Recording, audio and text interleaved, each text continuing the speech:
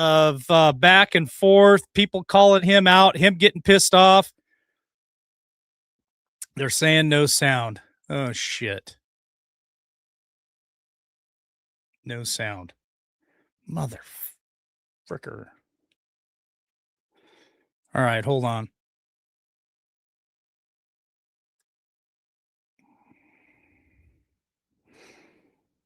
No sound. Oh, damn. I got one 5x5. It's working now. Okay. All right. I didn't touch anything. I don't know what's going on. Some people say they can hear me. Some people say they can't. So again, I'll start over. Welcome to LWN tonight. We got a special night planned for you. It's going to be at least 2 hours. We'll see where we go. But I wanted to give both of my my co-hosts tonight plenty of time to get everything out that they want to talk about, because John Estabrooks has got a lot to cover tonight. I know that Jeff B does too. Tammy produced the show for me this afternoon. She sent me a bunch of emails with a bunch of talking points. So, and I'm going to talk about why Tammy's not with us tonight. It's the guys tonight. But I'll start over. Did Dan Bongino lose his balls? Like, he's spinning out of control. There's a lot of finger pointing, a lot of back and forth. He's blocking people. He's calling black pill now. Is Trump losing support? I got a letter from American citizens that I'm going to read tonight to you guys. I want to get your thoughts on that, comments as usual. I know that Jeff wants to talk about Don Lemon, however you pronounce his last name. I really don't care. Not a big fan of that guy. And then, of course, John Estabrooks tonight is going to bring the heat with, economic collapse, economic just trouble, and what's in our future. We're watching gold and silver hit record heights. We've talked about that for years and years and years. And for those of you who bought silver when we were selling it through Miles Franklin at $18 an ounce, you've almost 5 times what you guys have bought it for, right? I also bought silver for you guys since we hit our goal. I paid $82 an ounce for that about 2 weeks ago, and it's getting close to $100 an ounce. So even 2 weeks ago, it's jumped up $12 an ounce. So a lot to cover tonight. We've got a new intro that our brother War Machine created for us. So we'll see what happens when I play this. Hopefully there's some sound. Let me know there in the chat, and we will be back right after this.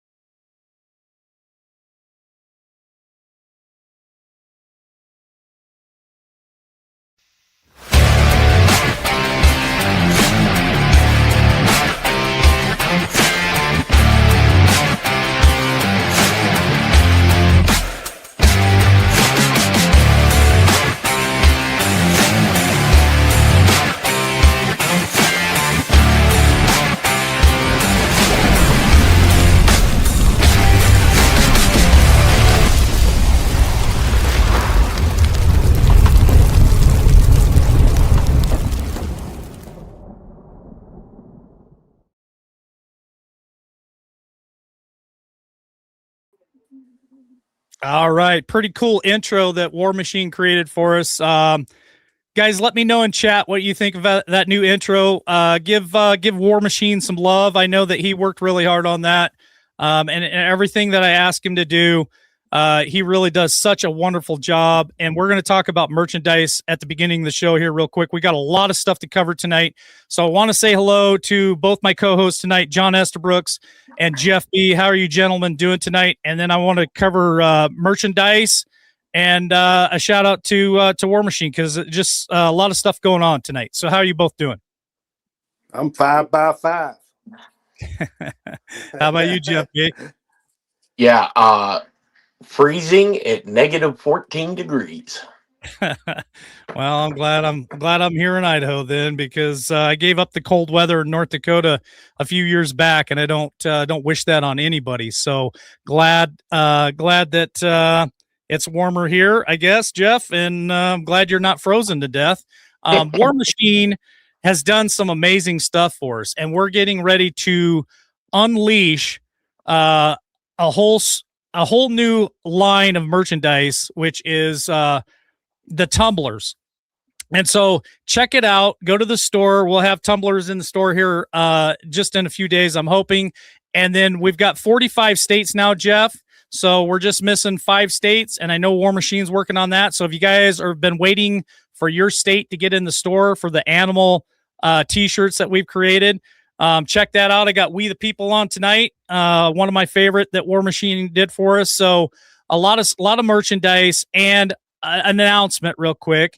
And I want to talk about Tammy too. So, you guys, we hit our goal for the silver. And again, like I said at the very beginning, we ordered the silver. Tammy should be getting it here, I don't know, sometime this week, first of next week, no later than that. So the silver's ordered. The silver has been shipped. Tammy's going to get it. We'll have it for our giveaway in March. And then we got our new goal, so our Z Grill giveaway at the end of March too, and I'll put that up on screen throughout the show. So all the donations that you guys have been sending us, all the coffees, all the super chats over there in Rumble, all that money has gone toward the silver, it's gone toward the Z Grills, and it's also gone toward paying War Machine for all his artistic stuff that he does for us here at LWN. So Tammy and I haven't kept a dime of any of that money. Everything that you guys have sent us is all gone to pay for all that stuff, and we're happy to give that back. So again, Jeff, we're doing the reverse grifting here, and I love it because it's a lot of fun to make people happy and to get people involved here at the show. Yeah, yeah. Some of these designs that War Machine is doing, and you got a sneak preview at one of the tumblers. So they're Badass. It's badass. People are going to want the tumblers. I'm telling you right now, people are going to want the tumblers. yeah, and we're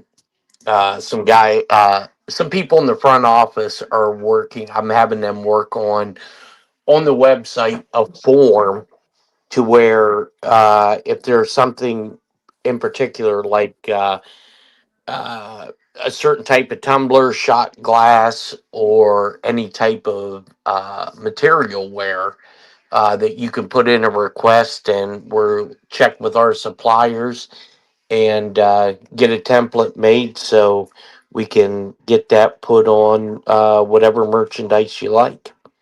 All right. Absolutely. Okay. So let's talk about our co-host, Tammy, the Hammer Nation tonight, just to let you guys know. Tammy wanted to be here tonight, and I think she's going to join me tomorrow. But she needs all the prayers. Her family needs all the prayers that you guys can send to her right now, please. I've been praying for her and her husband. They were sick. Tammy was sick right at Christmas time. Her kids were all sick, and now her husband is sick. And I just want everybody who's listening tonight, if you can send Tammy and her family as many prayers as you possibly can to help them. It is very important to me. It's very important to her family, and we do miss her. And I know it's usually me, Jeff, and Tammy, and we like to joke and have fun. And I'm sure we'll have some jokes and have fun tonight, but it's just not the same without Tammy. So my prayers go out to her. And it's always good to have John Estabrooks come in with us. And I know we've got some other shows that I've been working on with him and Diamond. And we got to get back to that too. I just got so much going on personally with just a lot of work and all the stuff, putting this together and stuff. It's just really hard to keep up with. I need like 48 hours a day instead of 24. There's just not enough time to get it done. So anyway, that was my update for Tammy. Usually she's the one driving the bus. And I know, John, what you have to share with us tonight, I would like to kind of leave toward the second hour. I'd like to cover some of this other stuff the first hour, but what John has to share with us tonight, I really think it's important, and I really hope that people stay engaged with us tonight and stay tuned because very informational and just I don't know, man. I've said this and I'll keep saying it over and over and over again. It's concerning to me. Some of the stuff that we're seeing, some of the stuff we're not seeing, some of the stuff we're hearing and not hearing. And it's just really, really concerning to me. So the stuff that John wants to share tonight, I think everybody should listen to and should pay attention to. So Jeff, I'm going to let you kind of steer the bus the first hour. I want to talk about Dan Bongino. You wanted to talk about Don Lemon, and I also have a letter written to Donald Trump from American citizens. I don't know who it is, but I found it. Something that just got put out lately. Maybe a lot of you agree with it. Maybe a lot of you disagree with it. Maybe a lot of you feel the same way. Maybe you don't. And I'll get your comments on that and what you guys have to think about the letter written to Donald Trump. But that's kind of the first hour. I'd like to cover that, and then you also wanted to cover Tina Peterson as well, Jeff. So really just wherever you want to take off there. Well, we'll start out with, yesterday. This is how chaotic this stuff is getting. So, a friend of mine sent me a clip of a TikTok video where this lady had said that she wanted to see Bongino 86, the president 86, all ICE agents 86, and she was going to, I don't know, do something to the water and pass out water bottles. And yeah, I mean, this lady was unhinged. And the funny thing about it is people think that they can get on these social media platforms, say whatever they want because they have a misconception of freedom of speech, and nothing's going to happen to them. So there was two or three people that sent me this clip, and the one guy said, "Hey, is it possible you could send this to the big chair and see what can be done?" And I said, "Well, I can send it to him. I know they're preparing to go to Switzerland." But yeah, so I sent it over to him, and a half hour later, I get a text message back from him, and he was like, "Well, that's done." And I was like, "What do you mean it's done?" He goes, "Go look at all our social media. Nuked. They nuked it. Really took it Oh, all down. took it all down. So now she's under investigation for, uh, basically terroristic threats. And you can not like people. I mean, there's people I don't like. There's people that if I would never see again, it wouldn't move me one bit. But you can't say stuff like that. I mean, you really have to, especially on social media, because once that joker gets put on there, you can't take it back. It's out there. There forever. Yeah. So with Bongino, I think Bongino is going to be just fine. To me, look, that guy's already seen a lot prior to stepping into this job. He just didn't have, even though he was cleared for the material that he had access to, he didn't have a need to know because of the job level. Um, I'm guessing he probably seen, read, and heard of a lot of stuff that even in his mind he thought was conspiratorial. And his health, he's had cancer. Um, those jobs are stressful. I mean, the job that I had was stressful, and I can't imagine um, that having that type of access, yeah, I mean, it's mind-boggling the amount of information that um, you have to you have to be able to digest, and you have to be able to compartmentalize within yourself. But in that same respect, I believe that this administration or whoever, this was pretty much planned and calculated, because he has a more active base with his platform. You know, and he took a huge pay cut. There's no doubt about that. Yeah, and I don't disagree. I don't disagree with that at all, Jeff B. And I want to get John Estabrooks to chime in here in just a second. I want to thank Mike Miss 321 over there on Rumble for the super chat. Says love you guys and glad you're back. Praying for Tammy and that 2026 only gets better. Jeff B, do you see Dan Scavino interview on Kate Miller podcast? I've never heard him talk. I've never heard him talk so much.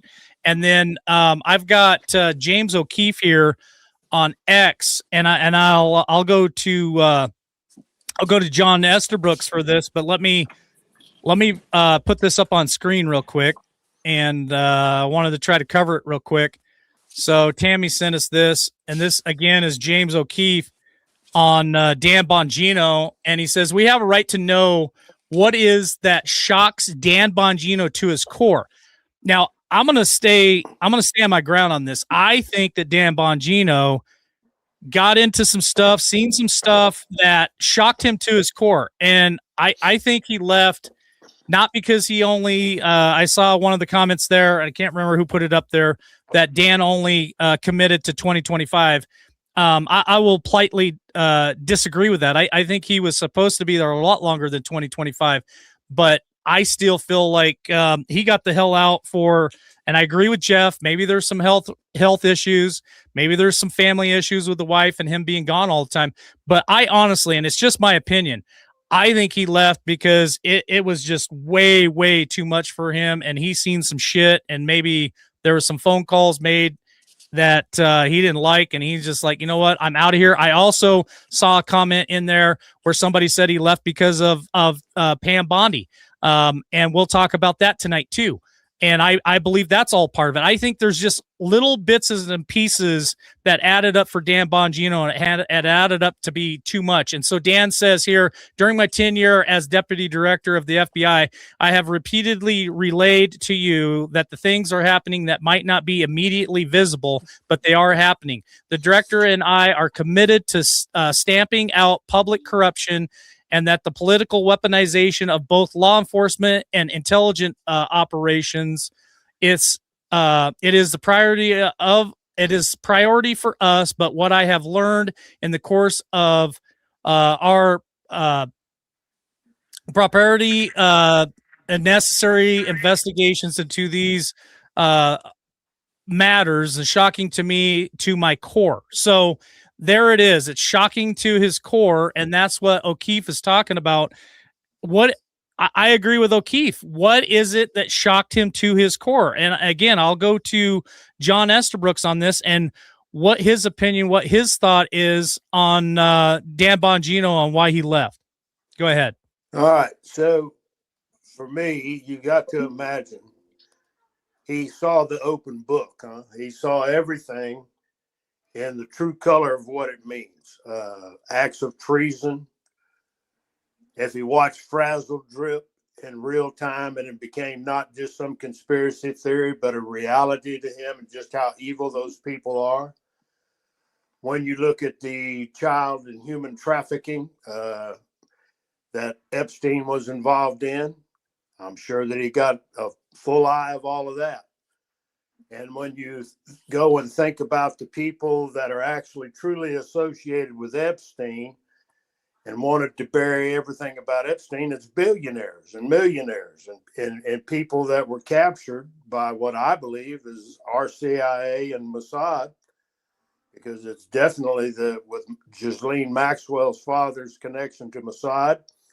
all of that's very possible. And when you think about running a capture operation for American politicians, judges, courts, and then to have that, to see it all and to know that the evidence exists, but yet you can't do anything and you're being told you got to sit on your hands. I can't see Dan Bongino being a willing participant on sitting on your hands when he's probably saying, hey, we got to turn this loose. But now he's in the catch-22 of probably a very hard and fast NDA that won't allow him to tell you what that means. So we just got to give him his space for what it is. I mean, I'm sure it was evil. Yeah. Beyond evil. So here's my first question for chat tonight.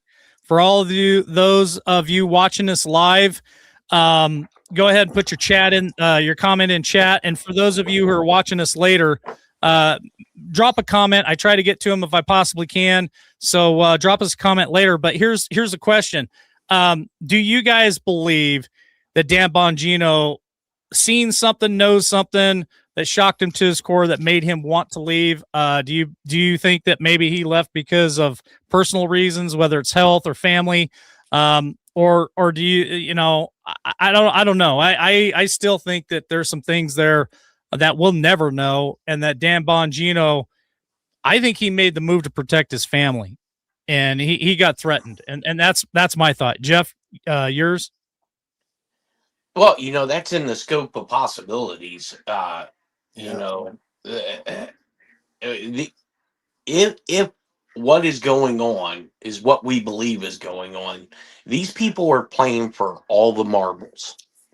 And I believe that, as he was on President Obama's Secret Service detail, he knew a lot of stuff.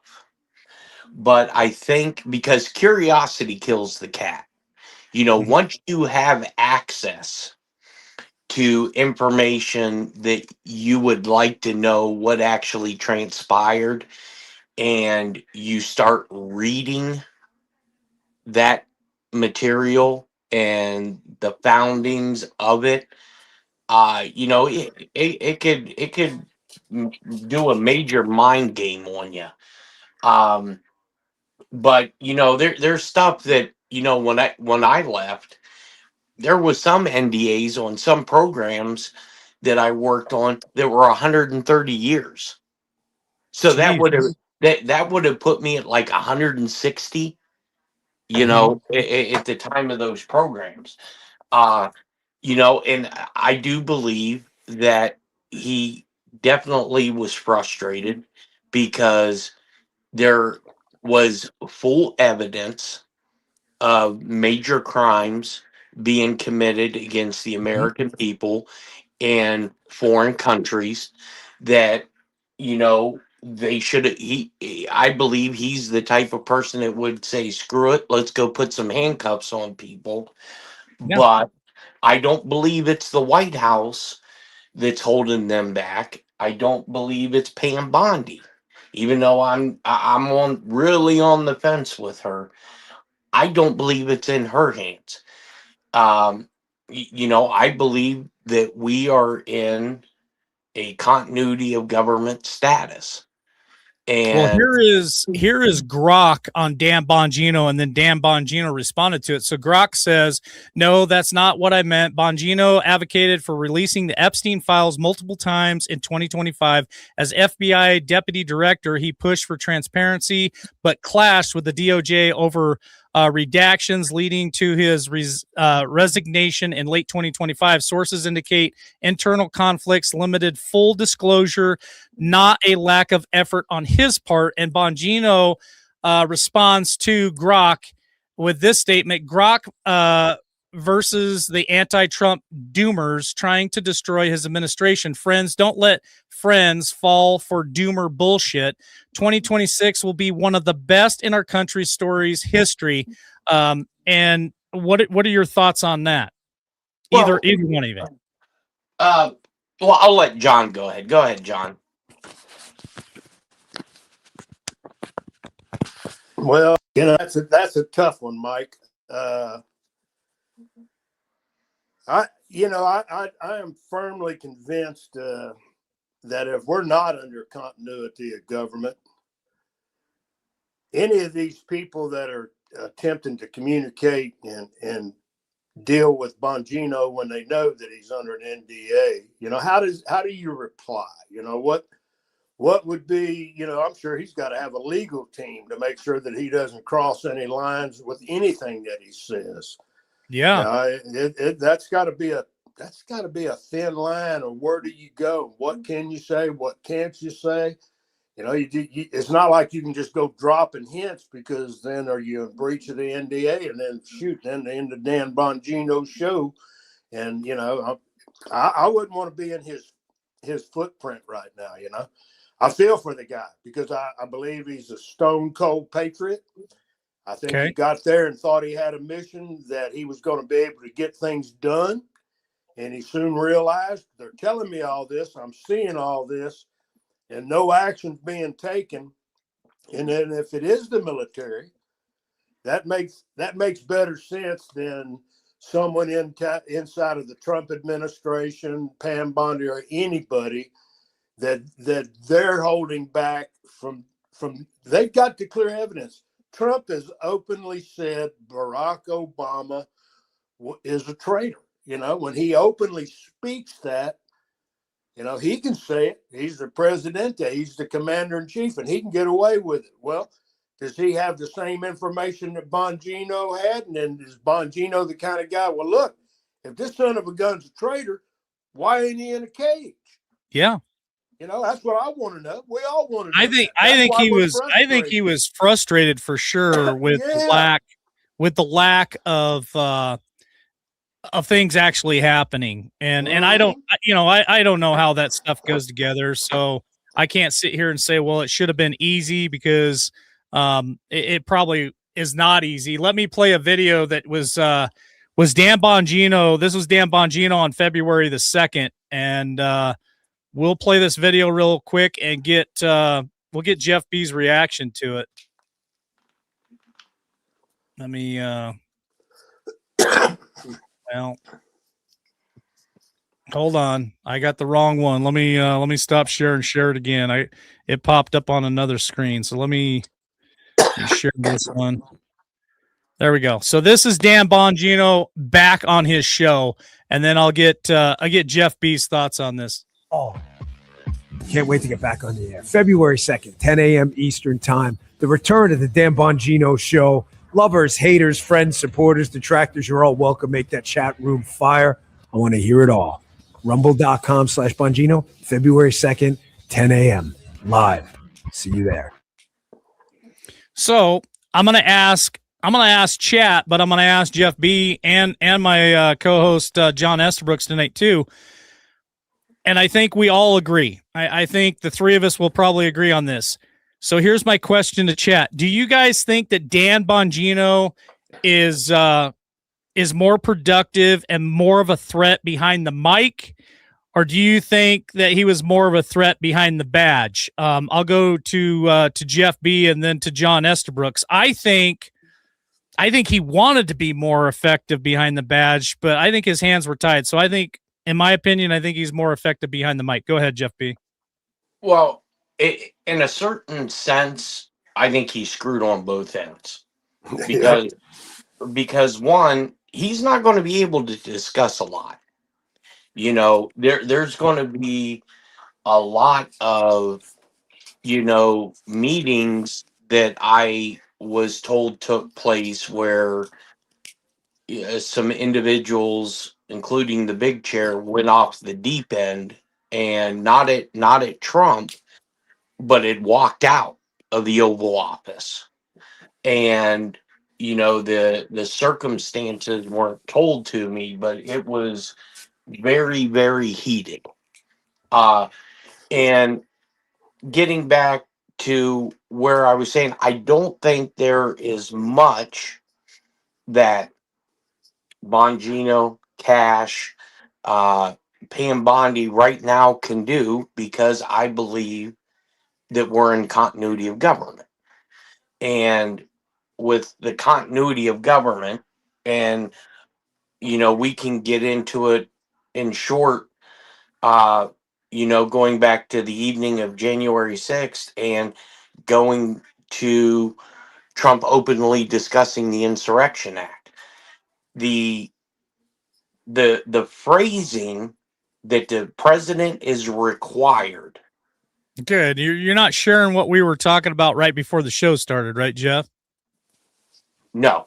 Okay, because I want to save that for the end of this hour, because I think what you have to say about that is pretty amazing. So stick with us on this, because we're gonna share this right at the end of the first hour. So don't spill the beans on that one too quick. No. So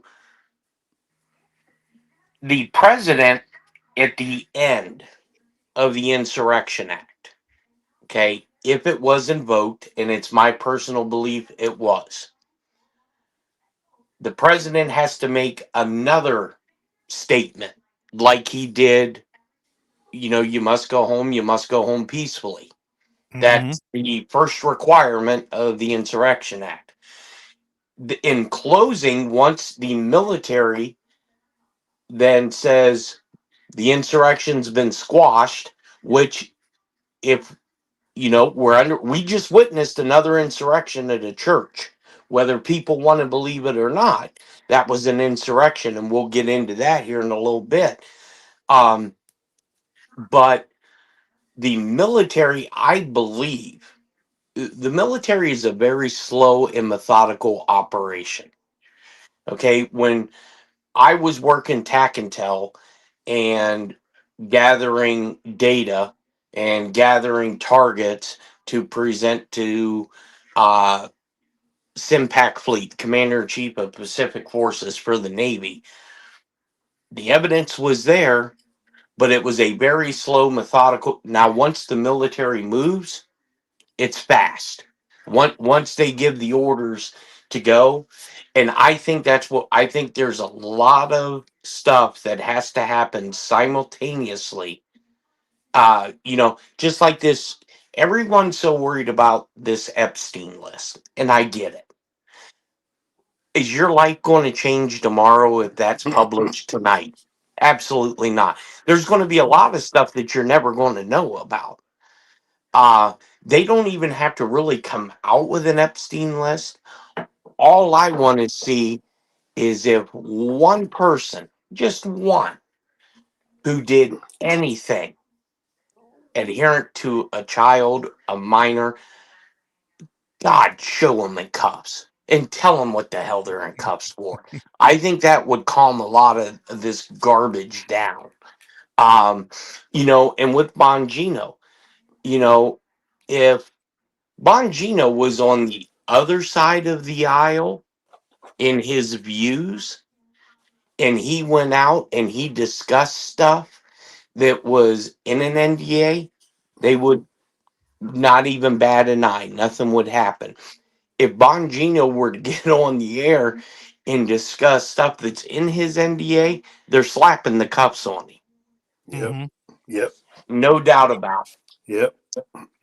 Okay. Well, we're going to shift gears here, because I was also told today by producer Tammy that today is also, what is today, gentlemen? 1 year. 1 year. Yeah. 1 year. So I'm going to go to John Estabrooks. But I got to say thank you real quick.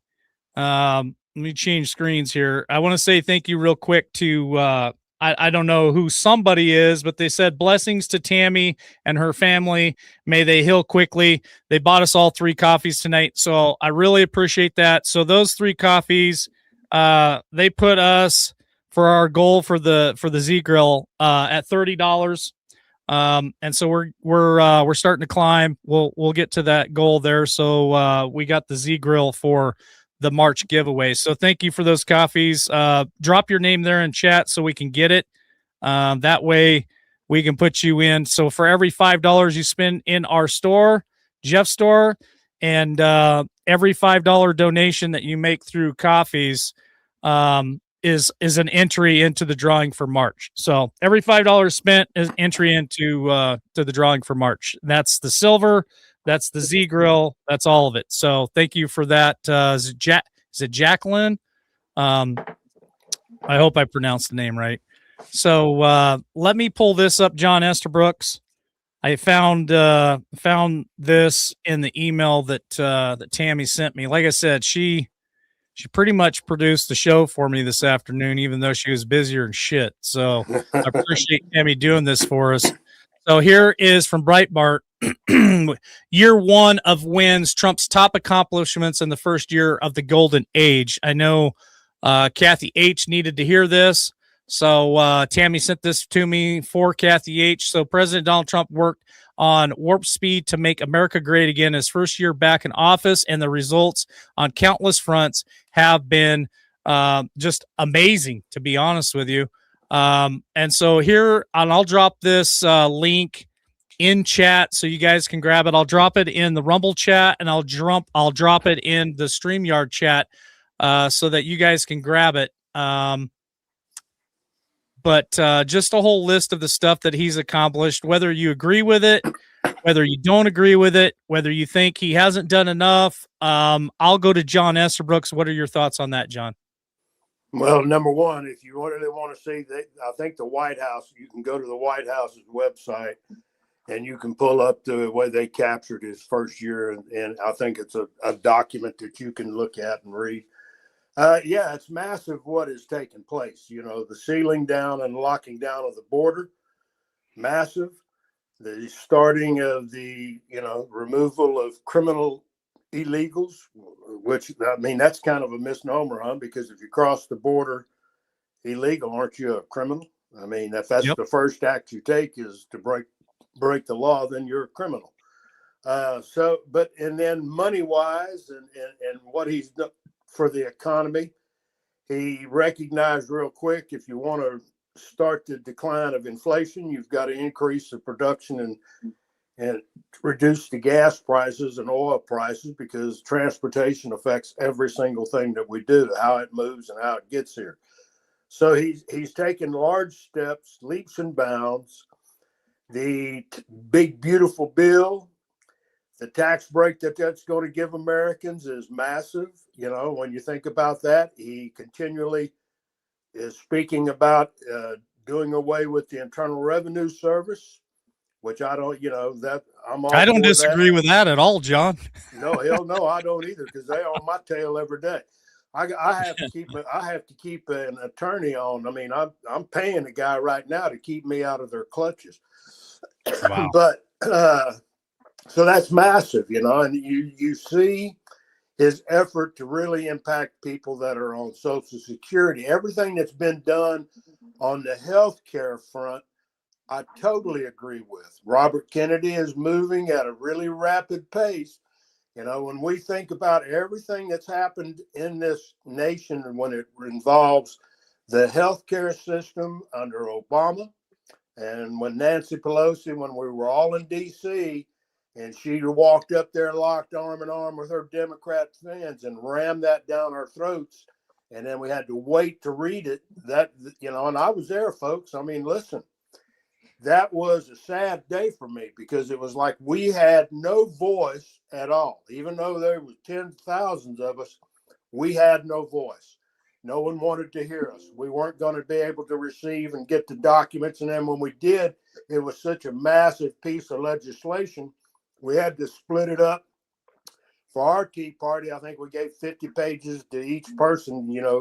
When you read it, you understand it, come back and report on it. And that's the way we handled it. And when it became very clear as they sold our healthcare system to insurance companies. That's the bottom line, to where insurance companies have more say-so about your health care than your private physician, your doctor. Now, doctors in hospitals, they all were handed over, and your treatment and your care were handed over to insurance companies who have profited insanely. And so that there's corruption, that exists. He's outed that. I mean, that's a big deal. When you start, The first thing when bringing Elon in there was just the opening salvo that they had to have. And the first one they had to do to cripple the Democrat Party was to kill USAID, because that's how they funneled money to all of their political campaigns. Every single one of them were getting donations through USAID. So he knew where the legs was. He chopped them off. And then Elon just hammered it. I mean, there's so much that Elon, I think what we're seeing now evolving, and I won't go into it, but the economics that's coming about right now, I think Elon Musk was fully aware of, and that it could have taken place. But, the timing of what has to be revealed to the people that don't care. You have fellow Americans that are not in this chat, they're not on this show, that don't care. They just want to go to work, come home, be with their family. They don't want to hear nothing about politics. They don't care. They want to live their life. They're scraping to get by. For the love of God, they're the workers. Those are the people that illegal immigration impacted, because the money that was supposed to be set aside for them and for all your Social Security recipients, everybody on Medicare, all those programs were being annihilated by illegal immigration. And it was a deal and a ploy to gather votes for the Democrat Party. That was always their mission. And we were called tinfoil hat wearing son of a guns. If we brought that up, we were racist. And it has nothing to do with race. It has to do with criminality. Every nation that I've ever, and I've got a big old passport, it's been a lot of places. And I never entered anywhere where they just said, well, come on in, John. You don't need a passport. No, I had to have documentation. Why am I there? What am I going to leave? Everything has to be done. And don't overstay your deal, because I did that one time in Brazil by just 4 days, and it wasn't me. It was weather on an oil rig. But when I got to that airport, them some guns sucked me to the side, and I had to pay a penalty. Holy shit. I overstayed my you overstayed your welcome, John. Well, that's not hard to do. Jeff B., what do you think about Trump's first year, his first 365 days? I'm asking live chat tonight for those of you over on Rumble, for those of you there on X, and I'm seeing comments coming through there on X. So if you guys want to hit that live chat, we can see your comments there on X too, YouTube and Facebook as well. Do you guys, and I'm asking live chat, do you guys feel like Trump's first year was a win, a loss? He didn't do good enough. There's still more yet to do. Of course, there's always more to do. But what are your guys' thoughts on Trump's first year? Do you approve of it? Do you disapprove of it? I can take any of those comments there because I think it's important to get everybody's ideas and everybody's thoughts. So I'll go to Jeff B. next. Jeff, what are your thoughts on Trump's first year? I mean, I think he's done a lot of good stuff, but I wish he'd quit campaigning. I'm tired of hearing the same bullshit over and over again. Not that we haven't seen action. We need to see some action. And, when we get closer to November, if there is not 100% that validation of what we believe with the Big E, with all this other stuff, he's screwed. Yeah, he's screwed, because and I'm not just saying Democrats, I'm also saying Republicans. Yes, sir. Because just look at all this fraud that they're uncovering, and I think everybody, no matter what side of the aisle you're on, I believe that everybody is pissed off about the fraud. But whoever is coming up with a plan to communicate this to the American people, they suck. They really suck. Because to me, and I'll preface this by saying, if everything is true in Wisconsin with the Somali fraud, with the daycare, every American should be pissed off. And granted, you have fringe clowns, idiots, even though I agree with their right to do it, even though I don't my personal beliefs, I don't agree with why they're doing it, but they have a right to be out there to do it as long as you don't have what happened last night in Portland where you had 2 cops shot, you know. um and to me it's just mind numbing. And how another point that I believe tells me there is something going on is what the Supreme Court did today. The Supreme Court did a close of business, and they said they were not going to address the issue of tariffs. So Trump gets to roll with the tariffs. So that tells me that I believe the whole IRS system is going to be done. Yeah. God, I hope and pray that the IRS problem goes away, that we don't have property tax, we don't have income tax again. That would just totally be amazing. I would love that. I'm gonna give you guys the flip side of this, and I'd like to get not just Chat's opinion, but I guess my co-host as well. But let me say thank you guys real quick. There's been some more coffees bought for us, so I just want to say thank you to I believe it's Carol. Carol bought each one of us a coffee tonight. Thank you for those coffees. That puts us now at $65. So we're still climbing. We'll get there to our goal of $750 for that amazing Z grill that we'll give away in February. So I want to put my input in on Donald Trump's first year. Now, mine's a little bit different than everyone else. I think that with him having 4 years off after February or November of 2020, I think he had a lot of time to put things together. I know a lot of people believe in a plan. A lot of people believe in continuity of government and shadow government and all that stuff. And I do believe that after the election of 2020 ended up like it did, I think he had a lot of time to really think through not just the corruption part of stuff, but okay, what are we going to do when we hit the ground? And remember back the first 30 days when he came back in the office, I agree with Jeff B. Elon came in there and Doge came in there, and we saw so much corruption. It was totally insane.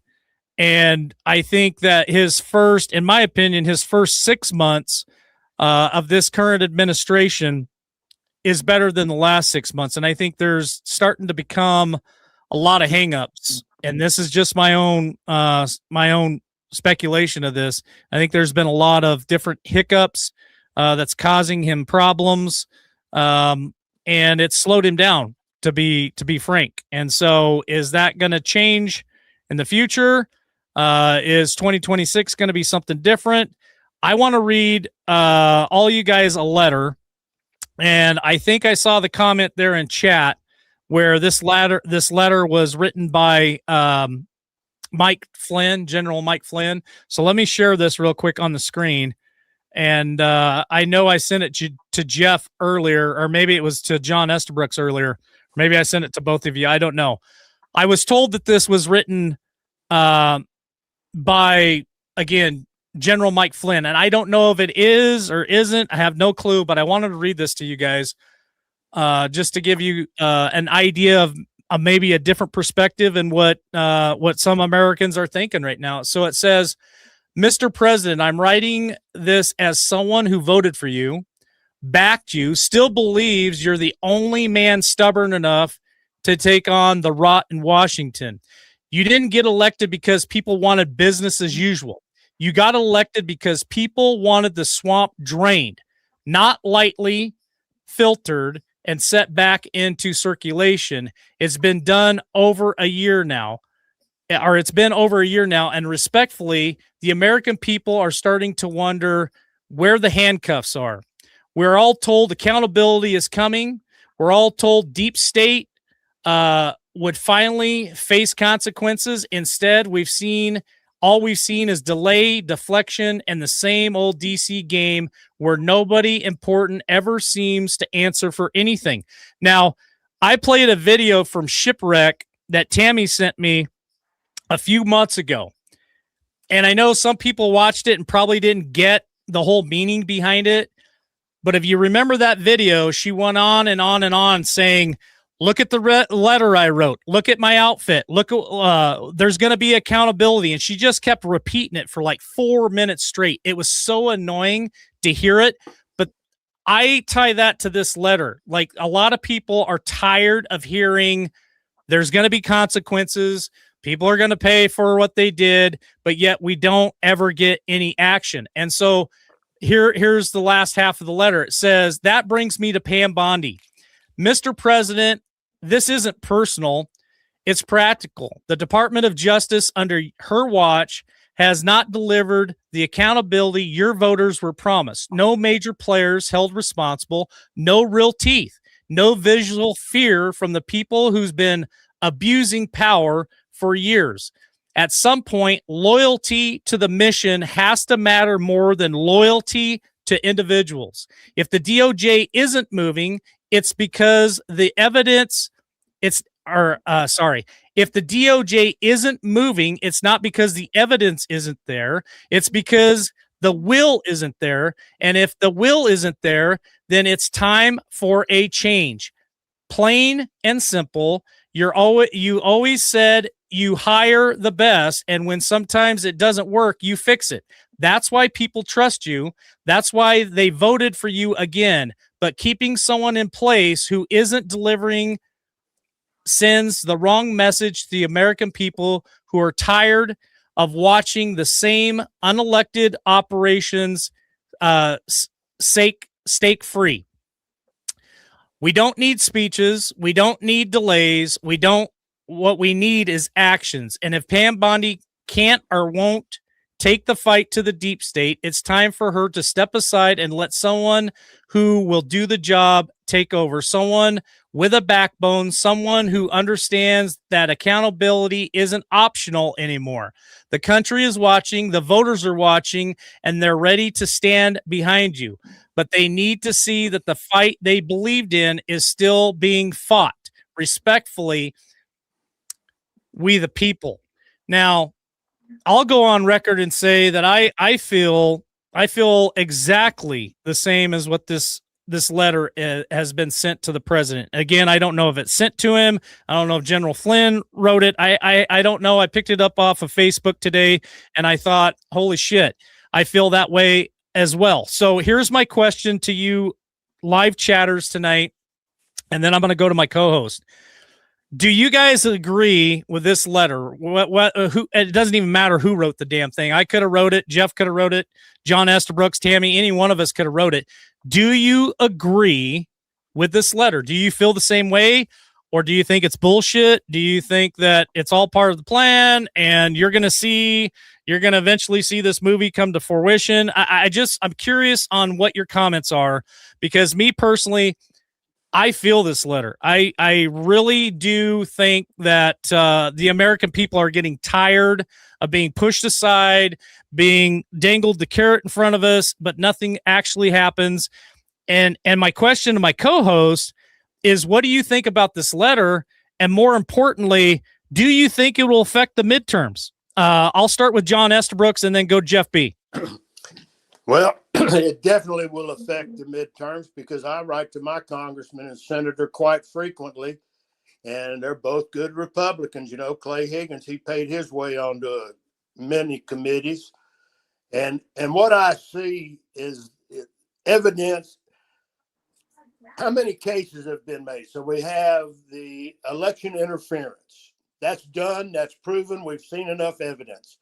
We have all of the claims against Dr. Anthony Fauci and the treason that took place with the entire COVID gambit. So we have all the evidence of that. We have evidence that people have gone in and sat in front of our Congress and openly lied. We know, what's his name? James Comey openly lied. FBI, Yep. Well, okay, where's the change? Every single thing that we've been given evidence of and has been verified and proven now, why aren't the arrests taking place? And if it's Pam Bondi, I don't believe it is. I believe Pam Bondi does exactly what Mr. Trump tells her to do. And, he'll tell you, no, no, BS. Don't ever believe that, because Washington doesn't work like that. That's foul, corrupt. The entire Congress and Senate needs to be dissolved and start over. They're all I foul agree. and corrupt. The system is broken. We as Americans knows this system is not delivering justice. I don't care if it's a Democrat or a Republican. We're not seeing justice dispersed like it would be justice on us. If we did anything near what these people have committed acts of treason. Yes. They've committed fraud. They have openly lied to Congress. And if there's no penalty for that, then, you want to see the chaos inside the streets? Well, that's why you get it, huh? All these people, let me tell you something. In our Constitution, we do have the right to peacefully assemble. What's happening in Minnesota ain't peaceful assembly. They're breaking the law. They should all be rounded up. Why aren't they rounding them son of a guns up to where they don't have to see them every night? Get those poor son of a guns out of the cold. Take them out of cold weather and put them in a nice warm jail cell. And let me tell you something. The ones that are getting paid, there ain't enough paycheck to get them out of jail if you sling their butt in jail for insurrection. Yes. John, I agree with what you're saying. And I think it's going to be pretty interesting in the next, say, 6 months. Camperman bought us all a coffee tonight. I want to say thank you to Camperman. He says Trump needs to jail some people. Thank you for the coffees. Yep. Thank you for that comment, Camperman. I appreciate it. So that puts us now right at $80. So we keep climbing closer toward our goal for that Z Grill. So thank you for that, Camperman. Jeff B., your thoughts on that letter? Yeah, I mean, there's no doubt I agree with it, and I think that letter would resonate with probably 85% of the American populace. But I look at General Flynn as probably one of the most respected generals, line officer, flag officers that the military has ever produced. And if there was a popularity contest, I think he would absolutely just smack the garbage out of Trump. With that being said, I can remember a post that was put on Twitter by General Flynn, and it had General Flynn in a glass box, and it said, "Mr. President, break in case of an emergency." And I think we're about ready to see that, because General Flynn is going to be able to tie in a lot of national security issues. And, going to, with these protesters, I believe Trump is holding back.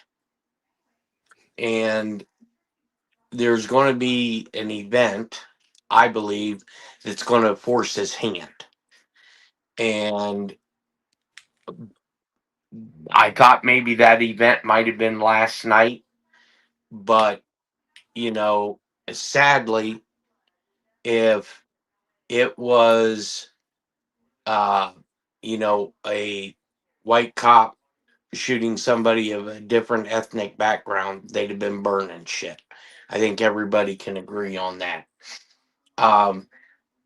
But I think a lot of these protests are allowed to go on to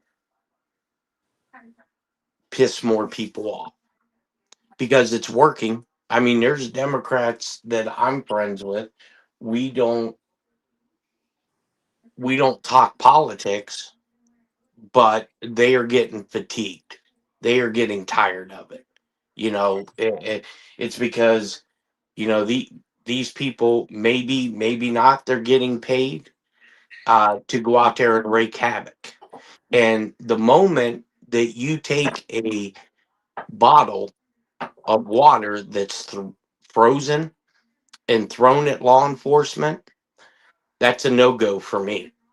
And Yeah. damn well, if he does pull the Insurrection Act publicly, and they do declare martial law publicly in certain cities, you chuck one of those bottles at a jarhead, you're going to get your ass whipped. And everybody will back a jarhead because it's going to come. Well, I see a lot of comments there in chat on both sides of the argument here, and I appreciate all your guys' comments. And if you're watching this later on replay, go ahead and drop a comment there at the bottom of the show. I'll try to get to them if I can.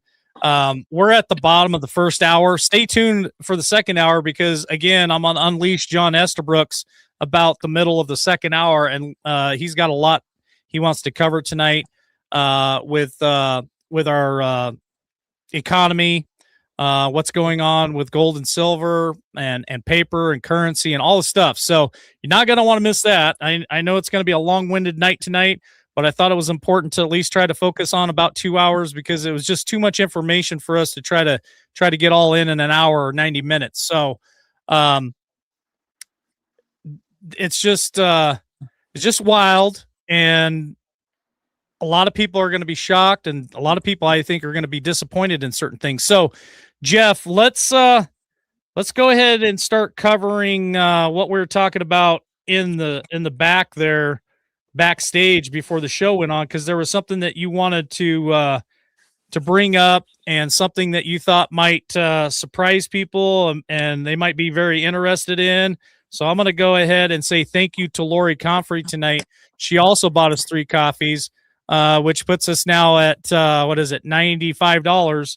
So we're getting close. She says, so great to see y'all on tonight and praying for Tammy. So thank you for your prayers, Lori Comfrey. Really appreciate it. Jeff, the floor is yours.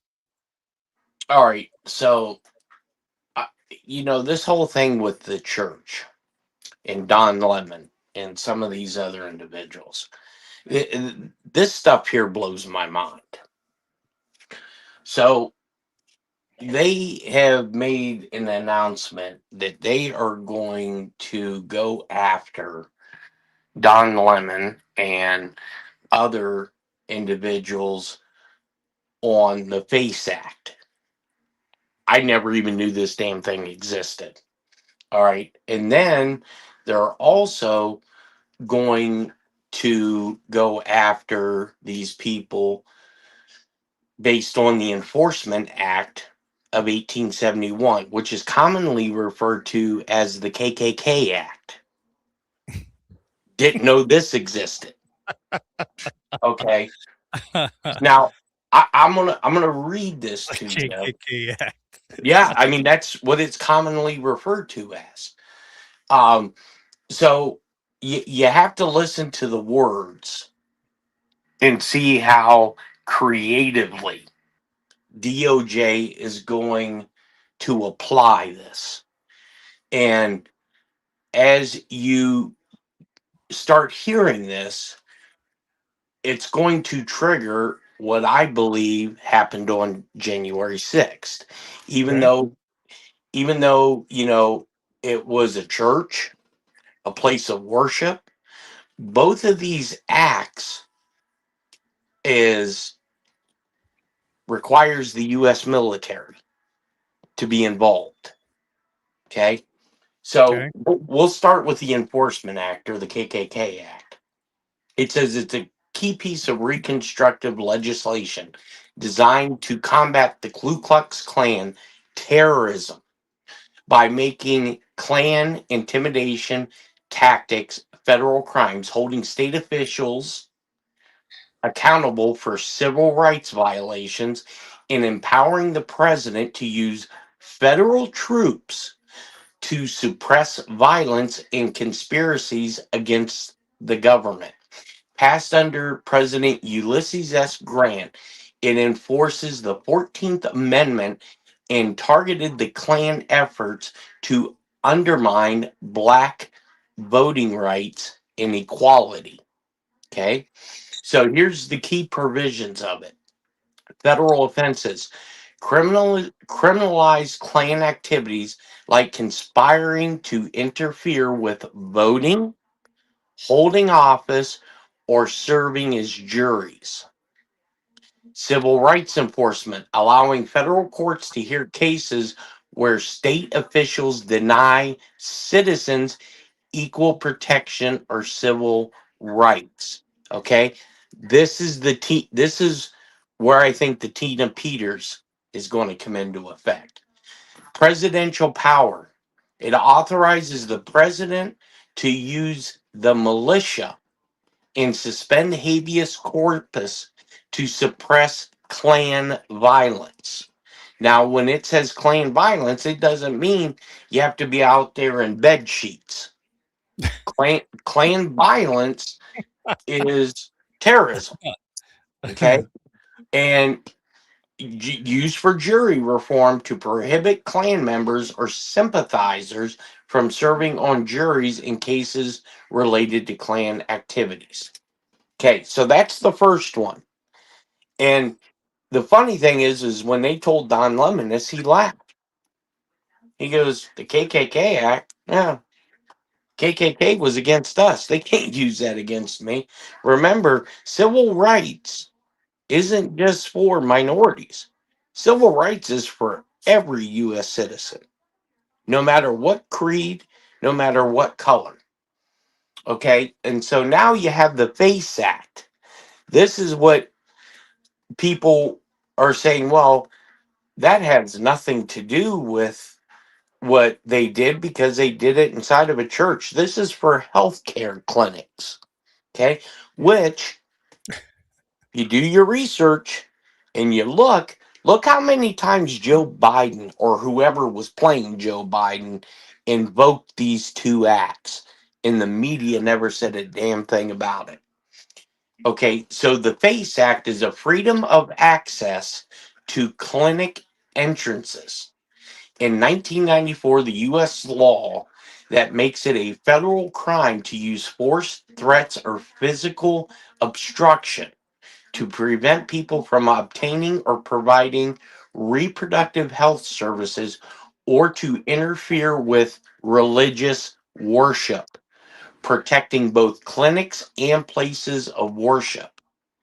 It allows for the federal criminal penalties and civil remedies for violence or obstructive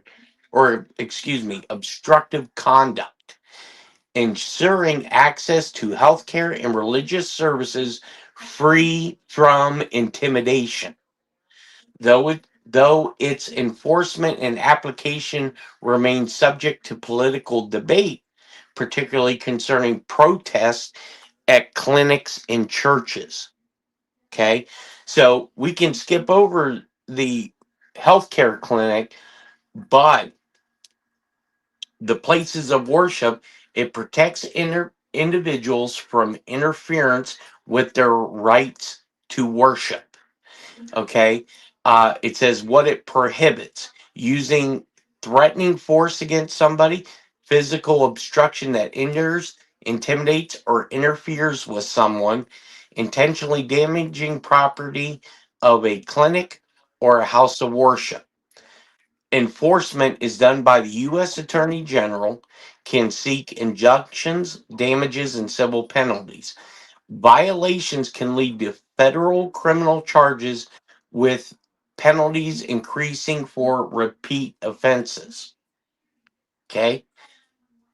This also, the president of the United States can also use federal troops to empower this act. Yeah, I heard what you said. Federal troops. Correct. Yes. And that's why I think we have all these quick reaction forces that were trained up. And I think the warning shot was sent to the U.S. Postal Service when that letter was sent to all postal employees, that I was able to confirm this morning what that letter was. It was informing them that as part of being a federal worker, you cannot go out and commit crimes under these two acts, which that postal union did a few days ago. So let's go to John Estabrooks. What do you make of all this, John? Well, I'll tell you what, they can be blessed that they entered that church and not my church. Because I would have assured that there would have probably been some destruction of property and it would have been their heads. Yeah, you know, if you don't take a stand on that, and let me tell you something, the KKK, that's not some poorly written piece of legislation. That was adopted in law, and I'm going to tell you, Mr. Lemon may not be aware of it, but he soon will be, because they all need to be charged. Everyone that, just think about what they did to the J6ers. You know, what did they do? So, okay, that's fine. They were all charged with insurrection. Do you think that when you violate the FACE Act or the KKK Act, that this is going to just go away and be swept under the rug? It can't be. And if it is, there's another reason. That's just one more thing that we've all had to suffer and witness, the crimes created and carried out against the American people. These crimes that we're talking about, that's an attack on every single American when they entered that church. It's not just that church. It's what's possible for the next group of yahoos. You know, I mean, are they going to target Christians? Because we got evidence that they possibly are. You know, how many Christians have been attacked in front of an abortion clinic? You know, we've witnessed all that. And we've seen it go the very wrong way and prosecute the poor guy that they went and pulled him out of his house in front of all his kids. And think about what Biden did. And what did he use to do that? The FACE Act. So Biden was, you know, his FBI was all about taking on anybody with a conservative opinion and doing what you had to do to all these evil J6 people. And then now we know all the truth behind all that, all the fact that they destroyed evidence, that they hid the evidence, that they knew who the pipe bomber was and didn't do a thing with any of that information. You know, but as soon as you go out and you stub your toe and you offend a person of transgender orientation, you know, if you don't get the right pronouns right, you lose your freaking job. Man, we're under assault, and it's time that somebody stands up for us. And I would pray to God that it'd be Pam Bondi, but you better not waste any time on this one. America's watching. Yeah, America's watching, and there's a lot of pissed off people. A lot of people who voted for this administration that doesn't feel like there's any traction when it comes to the DOJ, Pam Bondi, Kash Patel. You know, Tammy and I talk daily, and she's brought up multiple times. What about the Clintons? They were supposed to show up for court, and they haven't showed up for court. And now the Republicans, I think it's just a song and dance, smoke and mirrors, with the Republicans say, "Oh, we're going to go after them for contempt," like they did to Steve Bannon. But I honestly, I don't believe anything's going to come of the Clintons. I think they're gonna just do nothing, and there's going to be nothing that's going to happen. What's your thoughts on that? Well, I'll tell you what I believe. Our Congress is a freaking joke. You can go up there and you can lie to them if you want to. We've got evidence of this now. People go up there and lie to them. People don't show up. And if it's on one side, you're in jail. You're in handcuffs. You're arrested. You know, Peter Navarro. You know, look the way they treated him and the way that he was drugged. You know, he was carried in handcuffs. Steve Bannon, another perfect example. But if you're the Clintons, We're going to talk about it. We're going to probably, well, no, there's no probably to it. They thumbed their nose at the United States Congress. They said, we don't have to answer any subpoena issued by the Congress.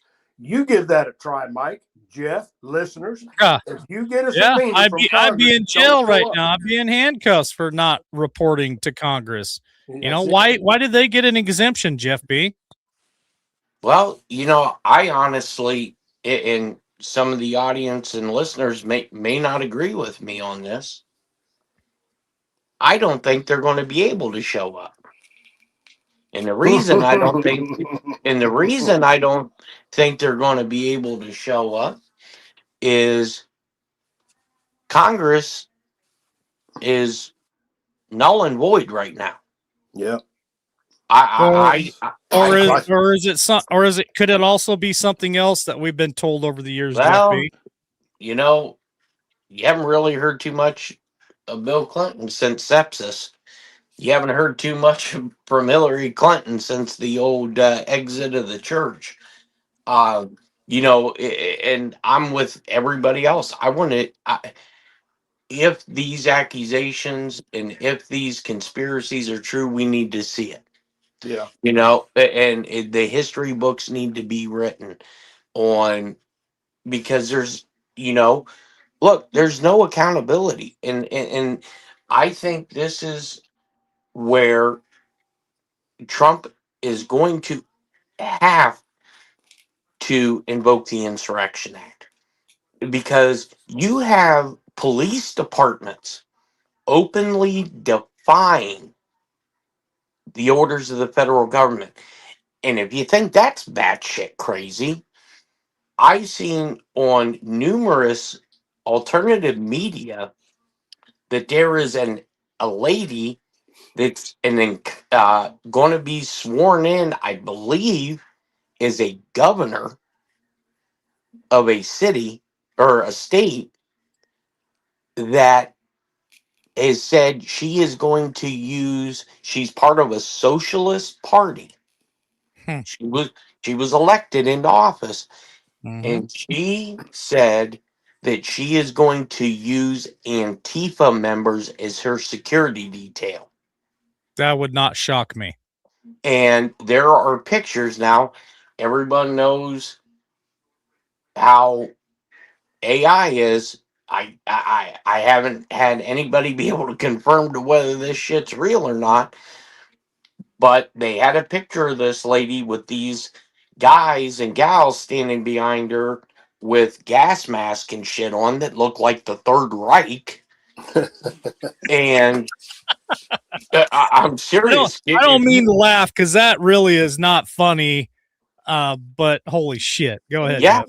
And I seen the picture and I was like, the only thing we're missing is the Sikh Hail in this, and I think this is where this FACE Act and this KKK Act are going to be used, because everyone needs to remember Antifa was classified as a terrorist organization.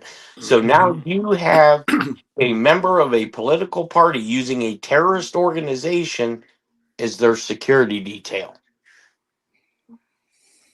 Holy cow. Okay. There's a lot to unwrap here. So I want to go I want to go to the audience real quick. I want to go to the live chat, because I know Jeff's talking about a lot of stuff, and I want to get John Estabrooks' comment on that, but we're about 9 minutes away before I'm going to give John Estabrooks the floor and let him cover what he wanted to bring tonight. Okay. So here's my question for you in chat.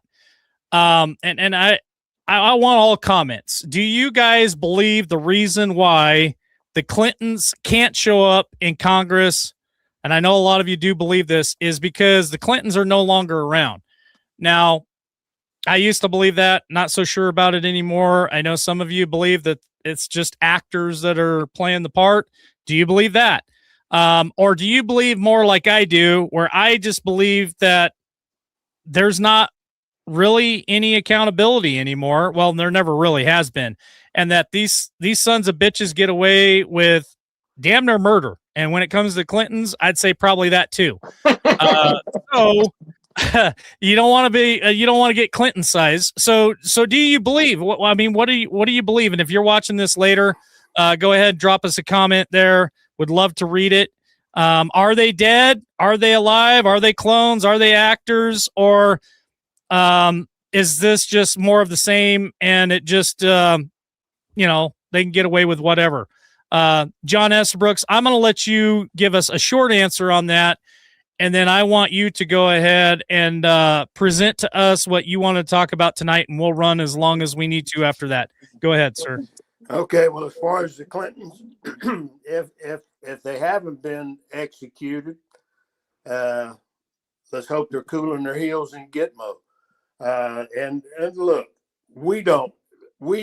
can't even comprehend just how far they've gone with the ability to mask up. And everything, that's all possible. We watch movies, we see it, So that, it's hell not to know. And that's all we're asking. Somebody be held accountable. Yep. Just make them as accountable as we are as people, as a citizen. I can go to my little local courthouse and I can watch guys get 1-2 years of jail time just over, they wrote a hot check. They did something. And look, criminals are criminal, and but we suffer the consequences in real time, not like 6 months from now, not like 8 years after the fact of everything that Hillary did, that entire what she carried out, and she lied and she destroyed evidence. Think about you. What would happen to John and Mike if we got a federal subpoena for named evidence, and then we destroyed the evidence? Man, I probably have a roommate in prison named Bubba. That's Big it. Bubba. Exactly. And he'd probably want to try to keep me warm every night, and I wouldn't enjoy it.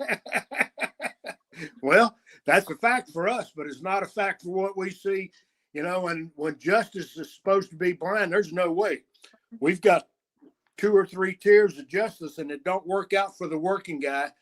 And it darn sure, it's way weighted one side for anybody that's politically connected and got the resources and the capital to buy the system. And that's all it is. It's a maritime system that we don't fit into, brother. Yep. Well, John, let's shift gears to the last little bit tonight, because I think it's super important for people to hear this. Stay tuned, folks, because some great information is about ready to be spilled here at LWN, and it's something, again, I am always concerned about. I try to pay attention, and now I'm getting so busy it's hard to really keep up with everything I used to keep up with because I'm too busy working. That's why I like having John Estabrook, Jeff B., Tammy on here, and all you guys in chat can help us along too with your comments. If you're watching this later, go ahead and drop a comment. Tell us what your thoughts are. But I'm going to go ahead and turn the floor over to John Estabrook, and let's talk about the economy and the possibility of crisis that we could see in the future. So go ahead, John. It ain't in the future, brother. It's here now. First off, I want everybody so that we've got a starting point. In 1917, when we handed and created the central bank, the Federal Reserve, the central bank is the Bank of London. And the Federal Reserve is just a corporation operating through the Bank of London and the European bankers. That's a fact, stone cold. Look it up if you want to.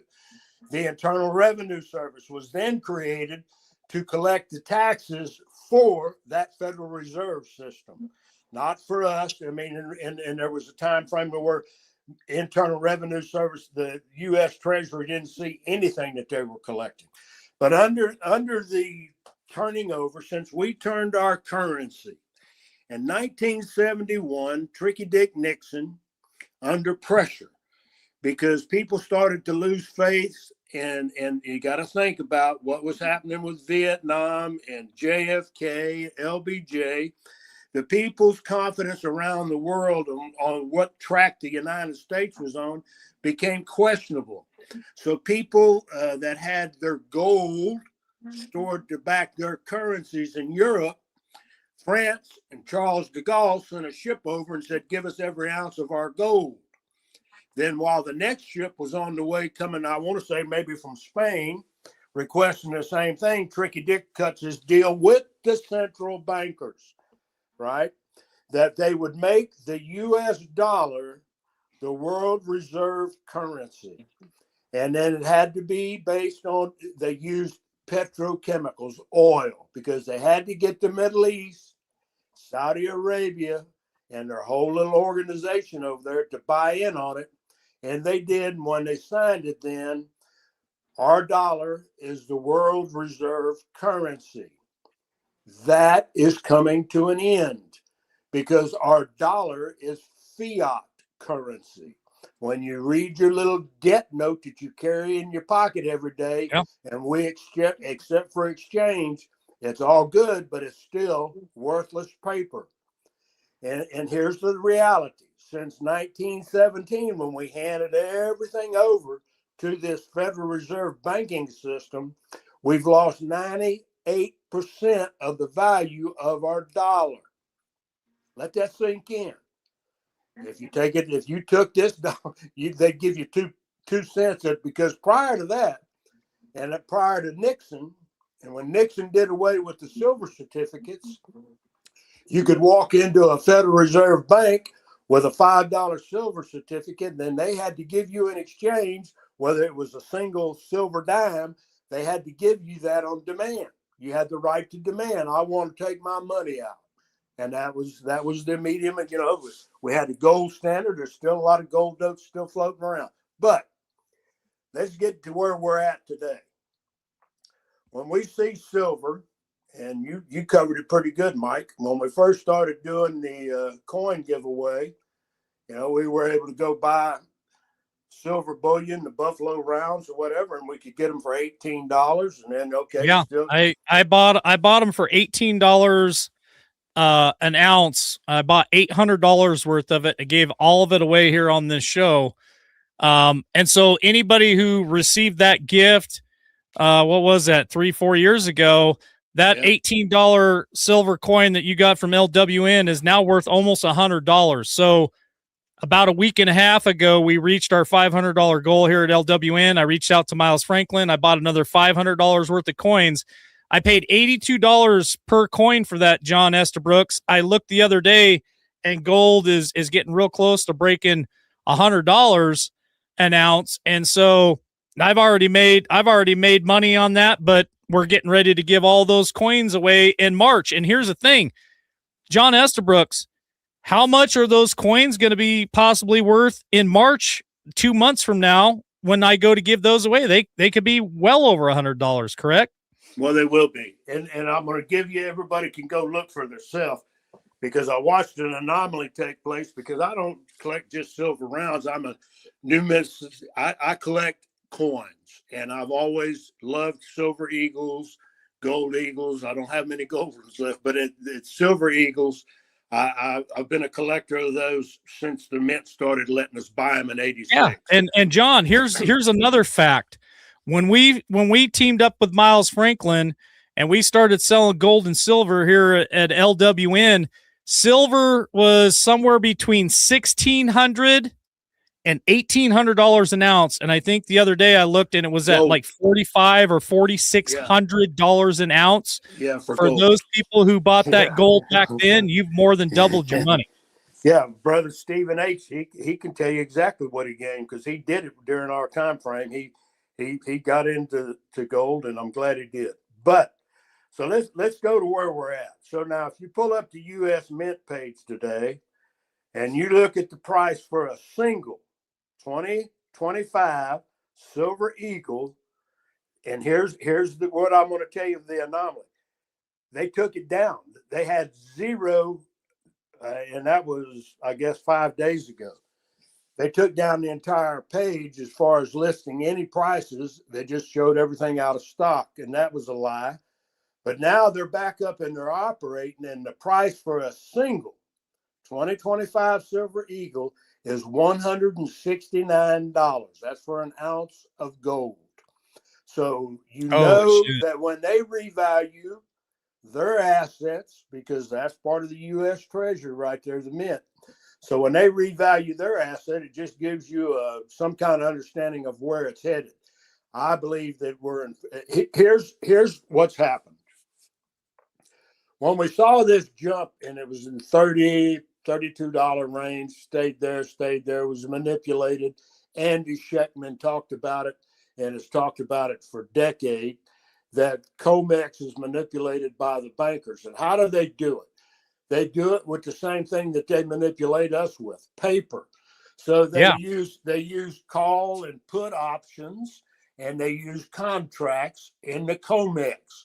And they could manipulate the market up and down. And then they had a price point that all triggered by computer. It's all done and manipulated by a computer. Okay, we're going to drop it today. We're going to sell off these. And when they sell them off, well, the price of silver falls down to 30. Then they say, okay, let's click out. Let's go back in. And then when they go on a buying spree at 30, well, that drives the price back up. And who's making the money?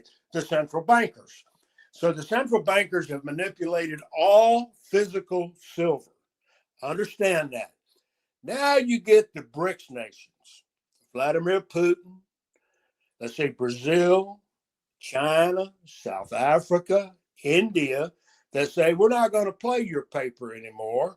We're going to take delivery of the metals. They wanted gold. They've been buying gold. They've been on silver, been buying silver. China is loading up every single day. And what did China just do just last week? They said, hey, you can get it, but you're going to pay a premium price because we've said no more. Their people can't leave with an ounce of silver in their pocket to leave China and exit China. They shut down that. They shut down the exchange of commodities. You can do it. If you want to have silver and it comes from China, well, guess what? Their market right now, you go to Shanghai and look at their market, it's trading at $137 an ounce, and ours is trading at 94 today. What's that gap? Where is that gap? Because they hold possession of actual physical metal, and our COMEX don't have it. The banks don't have. They've issued all these ETFs, and every pension fund is loaded up with what they decide, what the banks decide. The central bankers decide, well, okay, you can have a pension fund, but it's got to have this much of U.S. treasuries. What is a U.S. treasury? It's a bond, a piece of paper, right? So they issued our debt. They sell our debt on a quarterly basis. And they got bond auctions that you can go and monitor, and you can see who's buying the U.S. debt. Well, guess who's not buying the U.S. debt? Who's liquidating their dollars? China is using American. They went through $680 billion of U.S. debt that they converted from paper to actual physical silver and gold. They're buying it and they're getting rid of their dollars. So they're taking their portfolio, and this, and it's not just China. South Africa's done it. India's doing it. They do not. The last little treasury sale they had, you know who bought the debt? The Federal Reserve banking system. And when they bought the bonds, then they told the Treasury, go ahead and print some more money. So when we look at how many trillions of dollars, $38 trillion of debt, you got to understand, we're paying interest of $1.2 trillion at this interest rate. We were paying more last year, but since interest rates gone down, we're still on the hook for $1.2 trillion of just interest against the debt. And when you look at what we're spending every single day, it's in the billions of dollars just to service the debt. And the debt is on worthless paper. Whenever the Federal Reserve Bank buys the bonds and says, issue currency, so they go ahead and they print the money, right? That is debasing the currency's value. They're debasing the U.S. dollar. Well, okay, what do we have in history that we can go to? And I guess you got to go to Spain did it. England did it. We watched what happened in Venezuela. That's recent history. And that's where the central banks just start flooding, because to keep the lie alive, you have to let everybody think you're a wealthy, wealthy nation. We're $38 trillion in debt, and we're paying 1.2 just to service the debt, so they can blow a smoke and mirrors game with the paper. But when you see then, oh, inflation, well, wait a while. Is it truly inflation, or am I using a debased, devalued currency to buy goods? So if I flood currency into the system and I debase it, and the only people that are buying it is the Federal Reserve and not any foreign country, no foreign country showed up to buy 10-year bonds, 30-year bonds. And that used to be the most secure thing we had when we were asset backed, was our bonds. So now people have become wise. Well, you're just selling me fiat that's worthless, that if you want to put sanctions on me, well, then you can control my market in my country. You can control everything that I transport, everything that I do. And Iceland, Greenland, Greenland is all about the shipping lanes for exactly what I'm fixing to tell you. So these vaults, JP Morgan Chase says we have 750 million ounces of silver in our vaults. That's why we're able to issue the ATFs and all of the backing that we've got through in your pension fund. BlackRock's unloading US dollars, and guess where they're shipping their money to and buying into an economy? And it's not the US economy. They're buying into the Chinese economy. That's a fact. And they just sent out guidance from BlackRock to diminish yourself and start to transition into other assets than US bonds and US currency. So BlackRock, the largest corporation on the planet Earth, is saying, hey, man, we're going to get rid of, they're a $10 trillion company, and they're advising all of their people to get out and get into sound money. Whether you got to invest in gold in China or India, wherever, it doesn't matter. There's no silver in the vaults here to cover the COMEX. If all the paper came due today, and everybody said, hey, I want to exchange my paper silver. You say, I've got this, JP Morgan Chase, you sold me this, and said that money's sitting in a depository. I want to take delivery of my silver. And if everybody did that, you'd soon find out in a single day, they ain't got it to cover it. They don't have the physical silver to cover it. And here's the reason why. Industrial needs and requirement for silver have gone up by 52% this year. That's industries that when they got a silver contract, a paper contract with COMEX, they want delivery of the metal, and they're taking delivery of the metal. Elon Musk, Tesla, they got to have the silver. They got to have the actual metal. They don't want a piece of paper. So when they fill their contracts, they're filling them for delivery. So they've been taking it down, and every China, every solar panel, every battery that are, these new high-tech batteries are going to use like 3 ounces of silver per freaking battery. They got to have it. Yep. So in the having of it and the needing of it, the vaults are being depleted.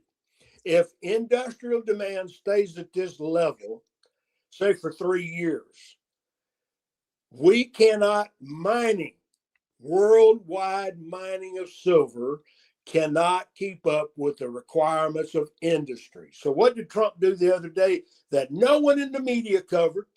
He didn't go out and say that he did it, but he signed an executive order, and guess what he made? Silver, a strategic metal. We got to have it because we got to have reserves. So he wants to go out and he's buying 500 million ounces, and he's going to buy it over the next 90-day period. So what happens when you talk about supply and demand? You've got a limited supply and a massive demand, where even the United States federal government is saying, hey, we have to get a strategic reserve of silver, and we're going to need 500 million. Okay, so they're going to buy 500 million ounces. What happens to the price of silver? Skyrockets, goes up. And the estimates, I've seen estimates from inside banking sources, guidance saying that silver could hit before the end of this year, before the end of 2026, that it may hit anywhere from $357 to $400 an ounce. Now, That's insane. Well, it's we not were insane. told 5 years ago it could get up between $500 and $700 dollars an ounce. Well, it's going there, and it can't be stopped, and it ain't got nothing to do with our desire to have silver. It's industrial. When you think about AI, every data center, every time they build an airplane, I got 10 ounces of silver soldered plug-ins for airplanes. The guy robbed off an airplane out in a junkyard in Nevada. And they're all solid silver, but listen, so the requirements and the needs, these data centers are going to just be, God almighty, I can't imagine what it's going to cost. Yeah, I've worked on them. John. They're massive. They're massive, and I don't think anybody really understands what these data centers really mean, and how much power, water they require, and silver on top of that. And they are building them everywhere, all across this country. We got a meta center being built in Louisiana, and it's a massive project. But I'm going to tell you, where they're located at, they're going to have to bring in some kind of supplement to the grid over there, because they don't have enough electrical resources to handle it where they're building. But it's under construction. So, but with all of this being said, so now the hit's going to be when they can't fill their requirements, like Chase 2 weeks ago got a call on some of their put options, and that's when the COMEX says, okay, you got to pay up. And it was a $17 billion day. And guess what who did Chase go to get it? They had to go to the Federal Reserve to get it. They said, we're upside down in our paper position on silver, and it's massive. I'm talking about it was costing them jokers every day that when it was ticking up and going up $5 at a time, that's a margin call. You got to meet, okay, you want to hold that position, that's fine. Here's what you got to pay us to hold that position. And when they had to put up $17 billion to hold their position or liquidate their position and lose a shit ton more money, and that was their reality. And now what's Chase been doing? They're unloading it, billions here, losing $1 billion there, losing $1 billion there, and they're slowly now going long on silver. So their position long on silver means that they have come to the conclusion, we got to try to we have to fill these vaults before these jokers find out we ain't got shit. Yeah. Because they don't have the silver. Let me hop in here real quick, John Estabrooks, because I want to get chat involved here. Everybody watching live tonight, and if you're watching the replay, I would love to see your comment as well. So let me hop in here real quick and ask a question. Now everybody thinks different. Everybody has their different idea of what they think's going on, and how this is all going to unfold. So here's my question. Do you guys believe that there's going to be a collapse of the economy and it's going to be ushered in the new golden age, Nasara Jasara? I know a lot of you do believe in that.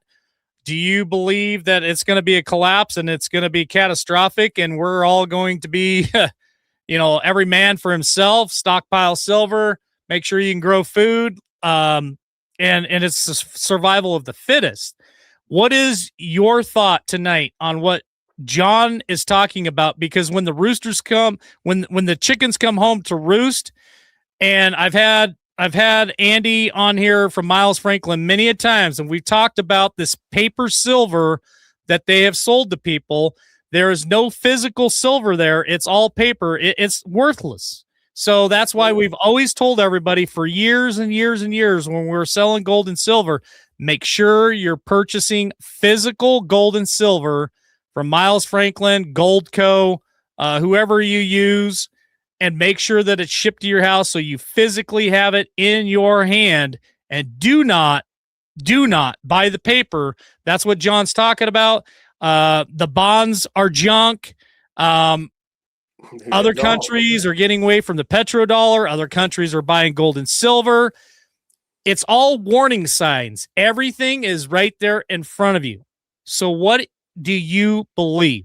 Do you believe that this has to happen, that this is the great reset, and it's going to usher in golden years, golden times, and everybody's going to be happy and fat on gold and silver and all the stuff that they're going to give us for free? Do you believe it's going to save humanity? Or do you believe that this is some scary ass times? Maybe it's the end of times, and you really got to be prepared. Me personally, I think we have to be prepared. I don't think anybody's here to save us. I think we have to really prepare and be cautious for ourselves and our families. And I think the warning signs are all there. And if you're not paying attention and you get caught with your pants down, then shame on you. Jeff B., what are your thoughts on all this information that John's laid out before us here in the last 10 minutes or so, since he's been putting all the facts out there and all this information? What are your thoughts on where this is headed? Well, I think this is why you see Jamie Dimon shitting his pants right now. Yeah. Because he's going to get called on the carpet. You know, I believe J.P. Morgan Chase is done. Yeah. Done.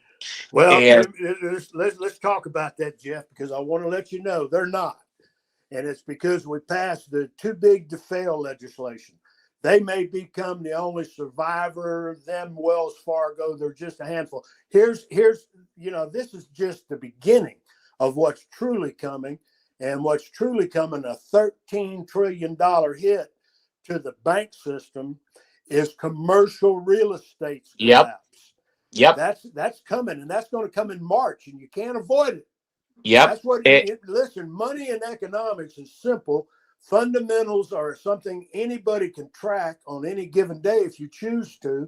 And for those of us that track this shit, right now the Bank of London vaults are empty. Well, they wanted to send the ship around, and guess where they were going to send? How the shipping channel that they use goes to Greenland. So they were going to export from the Tomex vaults silver that they needed to fill the demands from their public, because they don't have the silver in the Bank of London vaults to cover the people's requests. So they were going to send their little ship over and take silver supply, what's remaining in COMEX, which I don't think is that many, might be a couple of tons. But at any rate, and guess what Donald Trump, he says, well, we not only have an import tariff, we have an export tariff. Yep. On strategic metals that he just made a strategic deal. So now, no, we can't do that. You'll deplete our strategic reserves that we're building up in physical silver. But you can get it if you want to, but you're going to pay a 25% tariff on it. So now, if it's priced at $137 in Shanghai, and you take 25% of that and say, before we'll ship you one bar of your shit, you're going to give us that into our U.S. Treasury. He's got him by the nads. Now, there's two possibilities, because they just had an emergency meeting where Jamie Dimon, Bassett, and everybody went to Basel, Switzerland, and they sat down. And what is Basel? Basel, Switzerland is where the International Bank of Settlement is. Yeah. And who are they? They're the clearinghouse for the false paper central bankers. Yep. So they set these Basel requirements, and they started in '88, and now we're up to Basel III. And Jamie Dimon and all these bankers have known for a solid year that this day was coming. And this day says, hey, Jamie, you've got all these people, their deposits on account. You have to have assets of 75% of those assets in your vault. They don't have it. They ain't got no way to get it. Nope. So they've committed. So let me ask both of you this question, because we've talked about Nassar Jassara on the show for a lot of years, and a lot of people still believing in Nassar Jassara, and that's fine. I don't throw stones at people. Believe what you want to believe. We all do research. We all have different research. Some of you have done research in a different direction than I have. John has Jeff B. So I'm going to ask Jeff B. And then I'm going to ask John Estabrooks. Here's a hard question for me. And drop your answers there in chat. If you're watching later, drop your answers for me and help me understand this. And believe me, I've done a lot of research. So every more that I can get, it will help me. How is Nasara Jassara going to play a part in this to save America, to save humanity? I'm going to go to Jeff B first and then to John Estabrooks, because again, a lot of people still believe in it. I'm not saying it's impossible. I think anything's possible.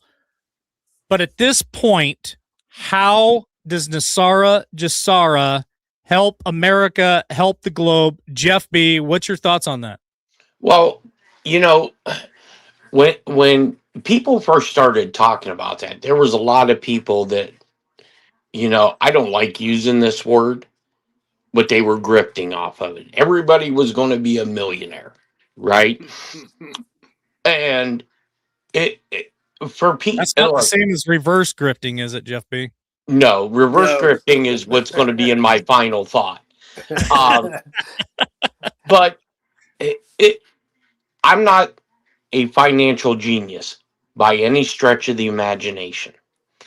But because I seen, one comment that you put up there that Nasara is a hoax or a lie, whatever. Okay.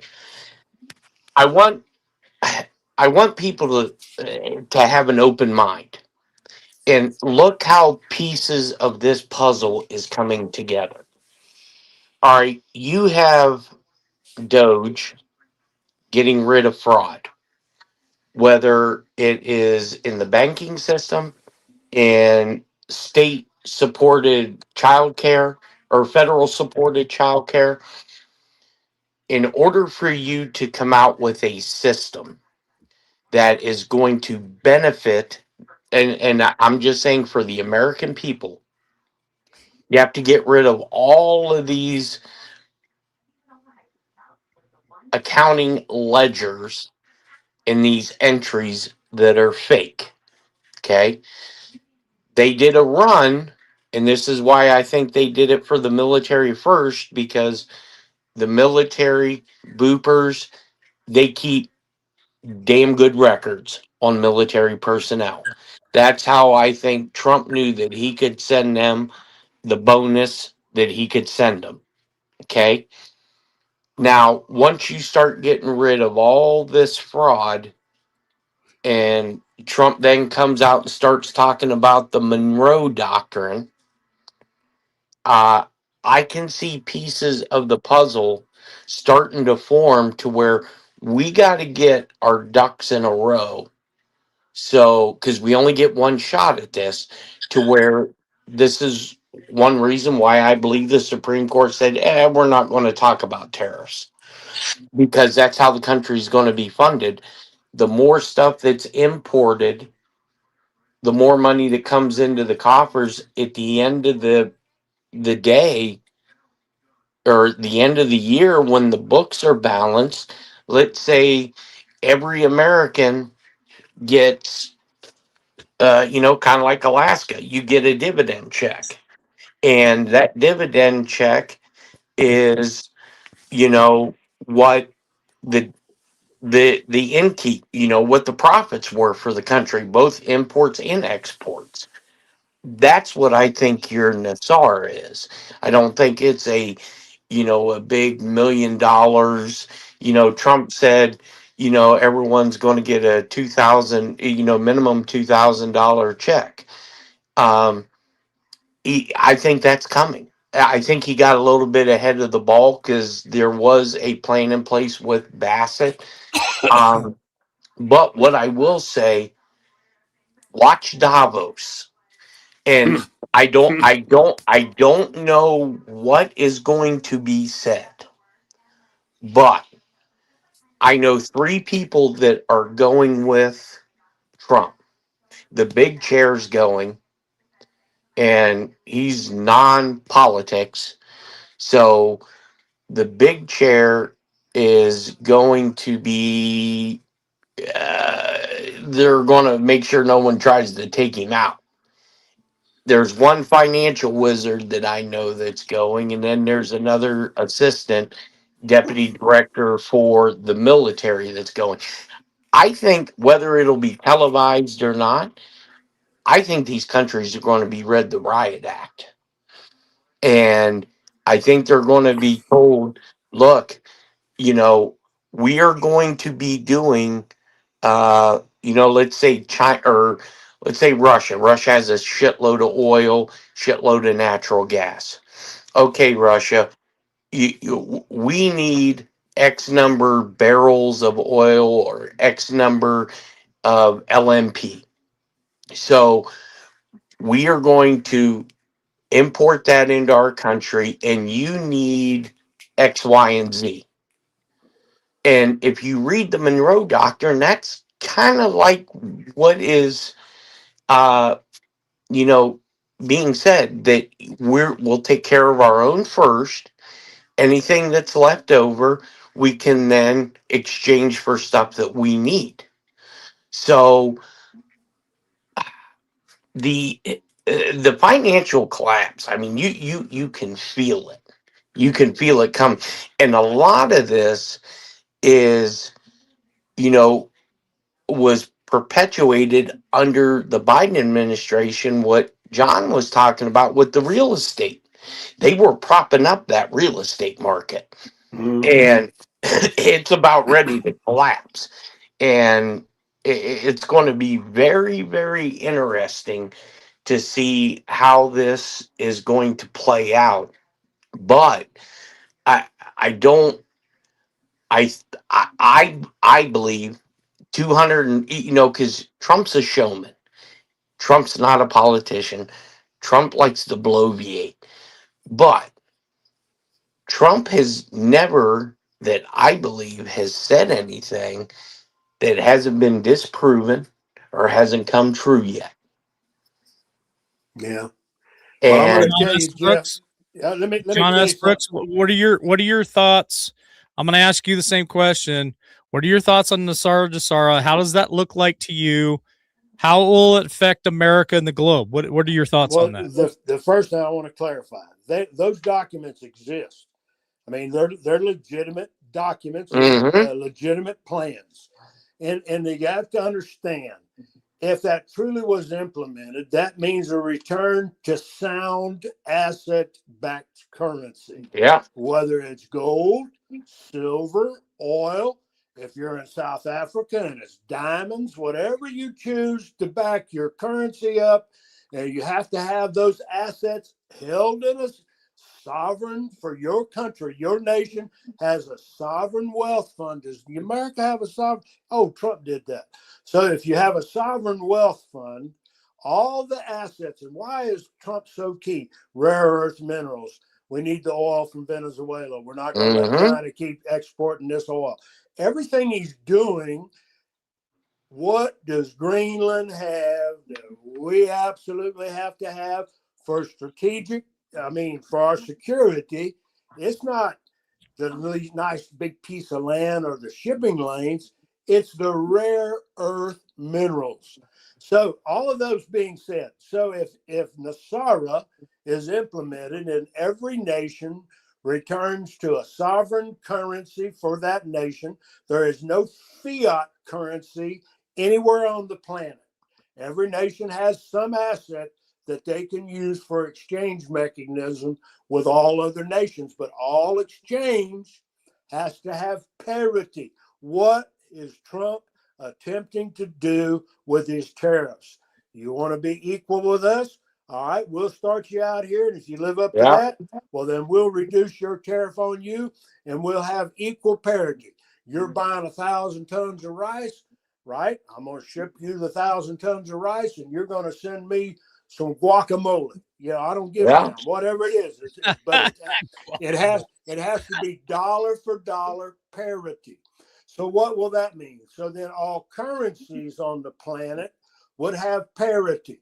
That way, when I travel with the U.S. dollar and I show up in London and I walk up to an exchange counter because I can't buy anything with a US dollar. I got to get some freaking euros, and I got to give them $2.70 of US paper money to get a single euro that won't buy you get a cup of coffee.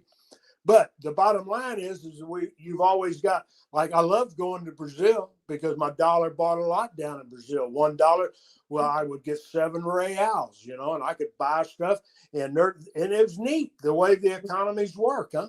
But when it's parity, it'd be 1 for 1. 1 real, $1. So you could go and travel wherever you want to go, and there wouldn't be all the currency exchange issues, because that was all created by the Bank of London, the International Bank of Settlement, to control people, to fix anybody that don't want to come into our central banking system. We'll collapse your entire economy, and we'll kill your leaders. You know, what did Muammar Gaddafi died because he wouldn't come off his gold standard. Yep. You know, and that's why Okay. they killed him. So here's the thing. It's happening. Go ahead. It's happening. And now you got that option. Gasara, sound money. U.S. return to sound money, or they go for the latest Basel plan when they had their little emergency deal. Do you think that we can get the people to accept a computer unit as a medium of exchange? Well, what would that be? And what did we tell them? Louisiana legislated it.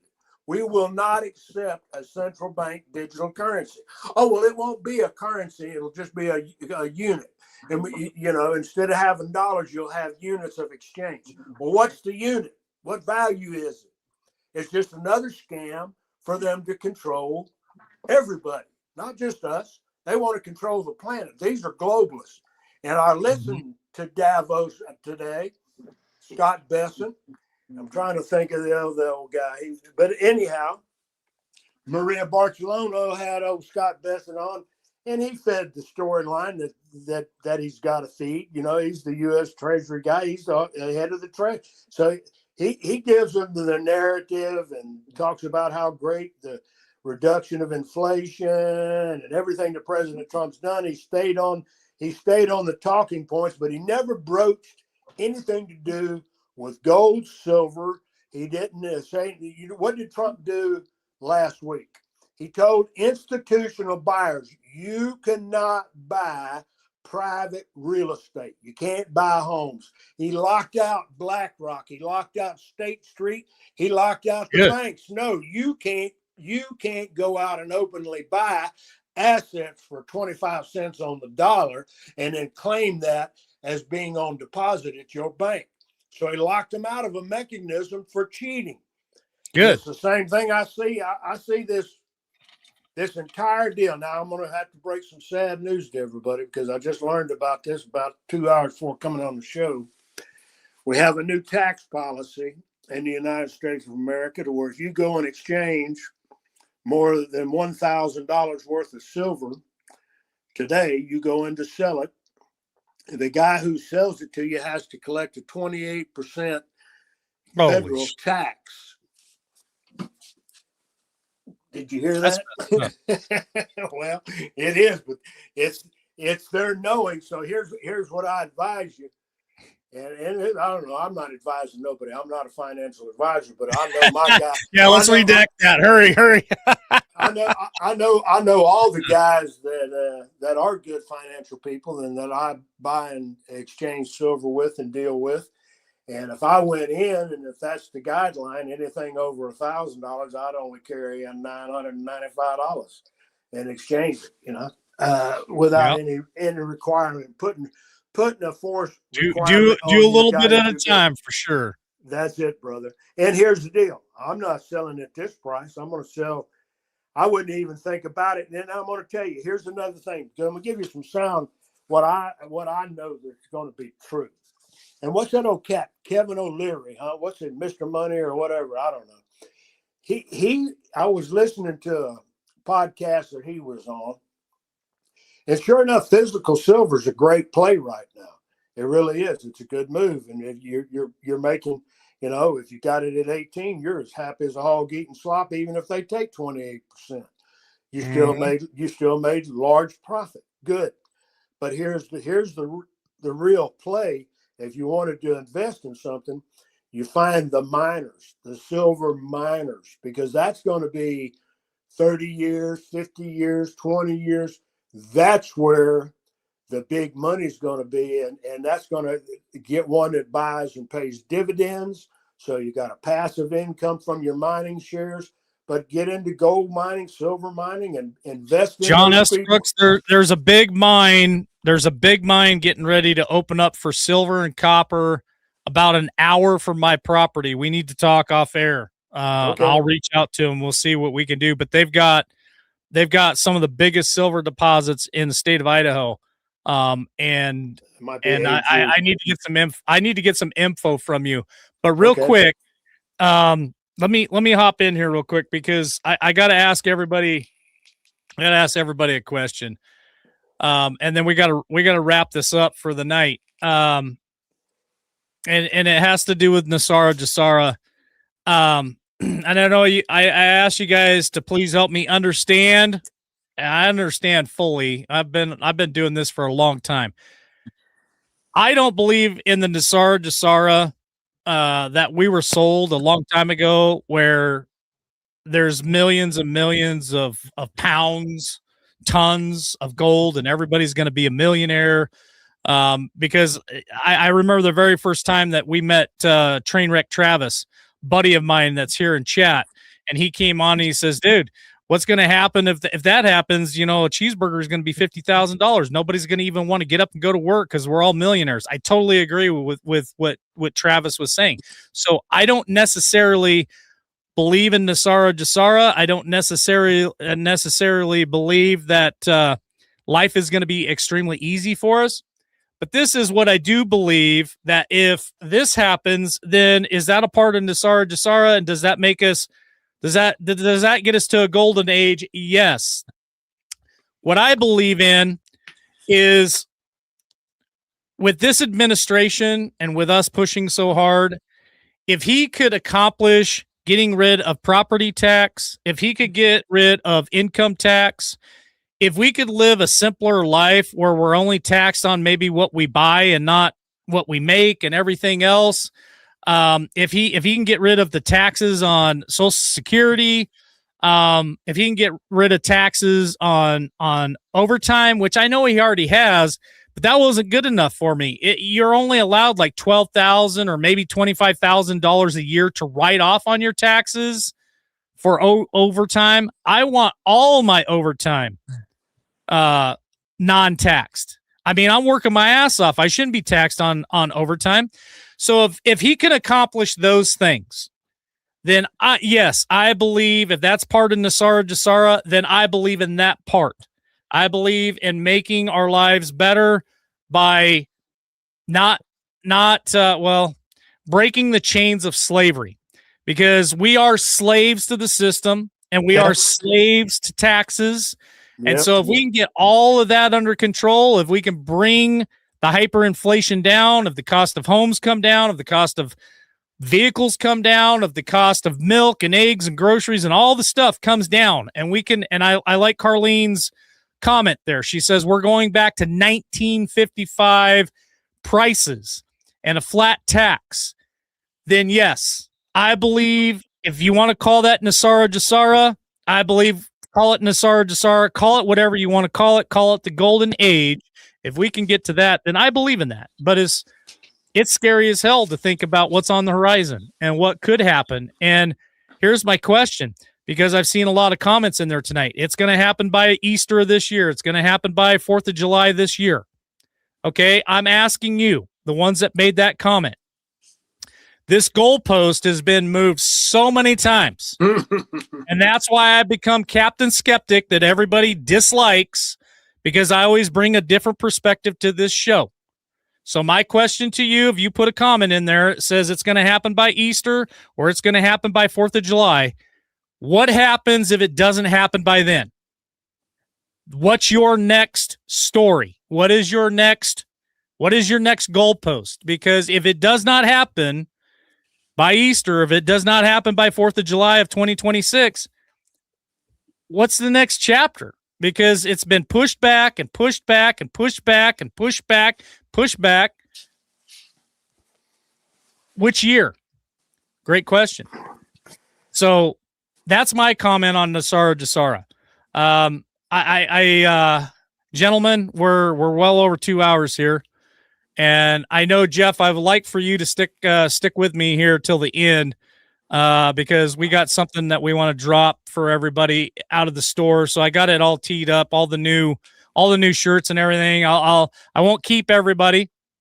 But if you want to stay and see some of the new shirts that Jeff just put in the store today, I'll gladly show it to you. But that's just kind of where a lot of people are. We've been told a lot of things and it hasn't come true. And I get it, Ziggy. It's in God's timing. Be patient, keep the faith. I've heard it all. I've said it all. I've told everybody the best is yet to come. I've repeated that over and over and over and over again. And I still believe, and I believe that, yes, a lot of things can change, and I'm hoping for the best. Believe me, I want the taxes to be reformed. I want things to change. I want our lives to get easier. I want our lives to get better. I want more money in my pocket. I want my kids to be able to buy a frickin' house. And I want that. But I want to stay logical, and I want to stay in reality. And so that's why I'm Captain Skeptic, and I yield to my brother John Estabrooks, and I ask him for his final thought tonight. All right, buddy. I'm going to tell you. There's some posts when they took place, and it talked about a near-death experience. Suffering from an economic downturn that we're going to witness. We're going to witness it before spring of this year. I'm talking about regional bank closures. There's no stopping that fundamentally unless they all of a sudden pull the trigger. And I don't think it'll be all of a sudden, because you have to let the people see exactly what these evil bankers that captured us in 1917 have done and what their design for a way out is. And their design is exactly what Klaus Schwab says. You will own nothing and be happy. Yep. That's what was being talked about with Jamie Dimon and the criminals that lied and defrauded. Every customer that walks into Chase Bank has been lied to and defrauded of their wealth and prosperity. That's a fact, because they're giving us worthless paper. And he perpetrated it. They've all perpetrated it. It's not just him, but the root and the core of where they're at is sitting in Davos, is sitting in Basel, is sitting in Switzerland, and the Bank of London. And they know exactly what they've done and what they've perpetrated on the people. And so while I want to have some hopium, and I'm a big guy, I believe, okay, I see a path. But I don't see any actions that tell me this is clearly the path. Now we know. I'll know when there's martial law. I'll know. And then here's the thing. What do you keep your eyes on? Because if you trust man, you're a fool. There's only one single entity to put your trust in, and that's God. Because if you're trusting any man-made system, I'm telling you from 72 solid years of experience, they will screw you every chance they can, buddy. Every single thing that they can take from you, they'll take from you. Every freedom, every liberty, they will take them from you. So I'm praying that we see exactly what we've hoped for, and the hopium exists. But there's some serious economic turmoil coming. What do you need to survive? Got to have shelter.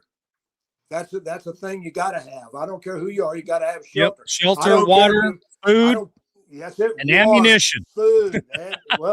Yeah, because trust me, when people realize people will come to take what you got, John. You know that. Well, and listen, these are good people. And when they show up at the bank and the bank guy ain't got their freaking money or what they invested their pension in, and everybody, their retirement schedule, their 401k, and it's all been wiped out by fraudsters, or it's been depleted to a point to where, well, I was able to live on $3,000 a month, But now I don't have that. You've done took away.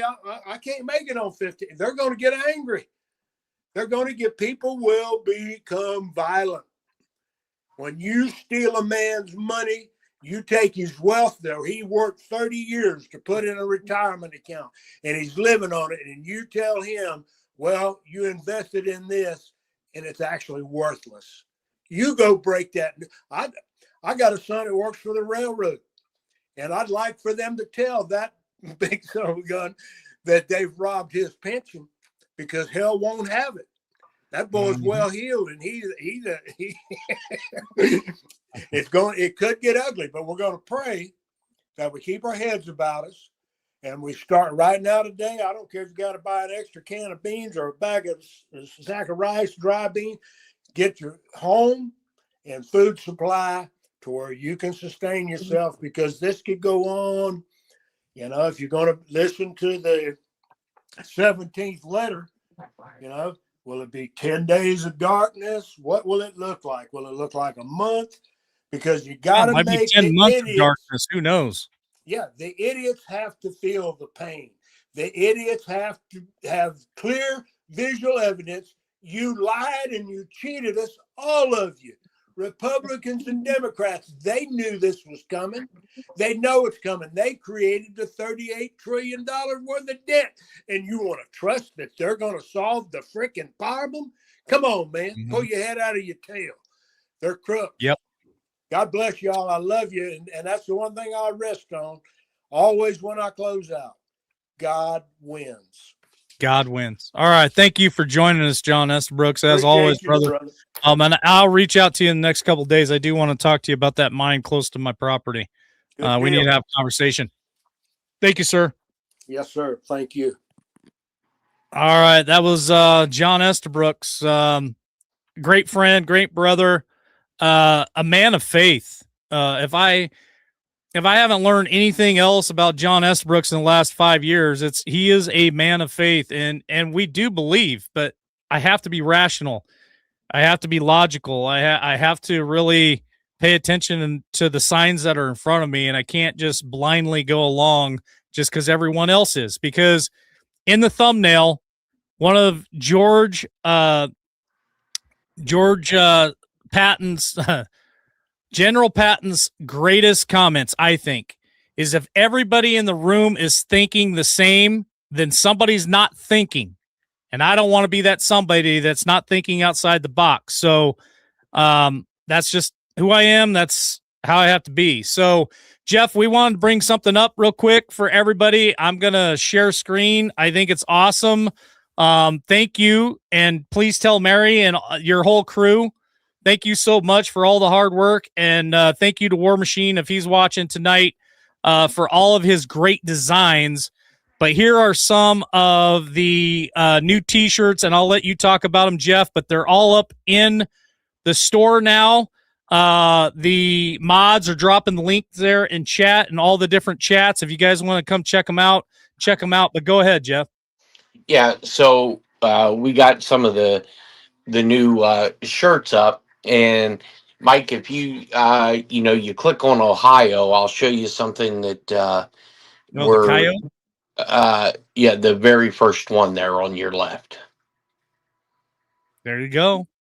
Okay, so now we have it to where you can, for your color, we are putting in all the colors that we can get for this particular brand of a shirt, and we got a color chart down there, so you can see what the color is going to look like.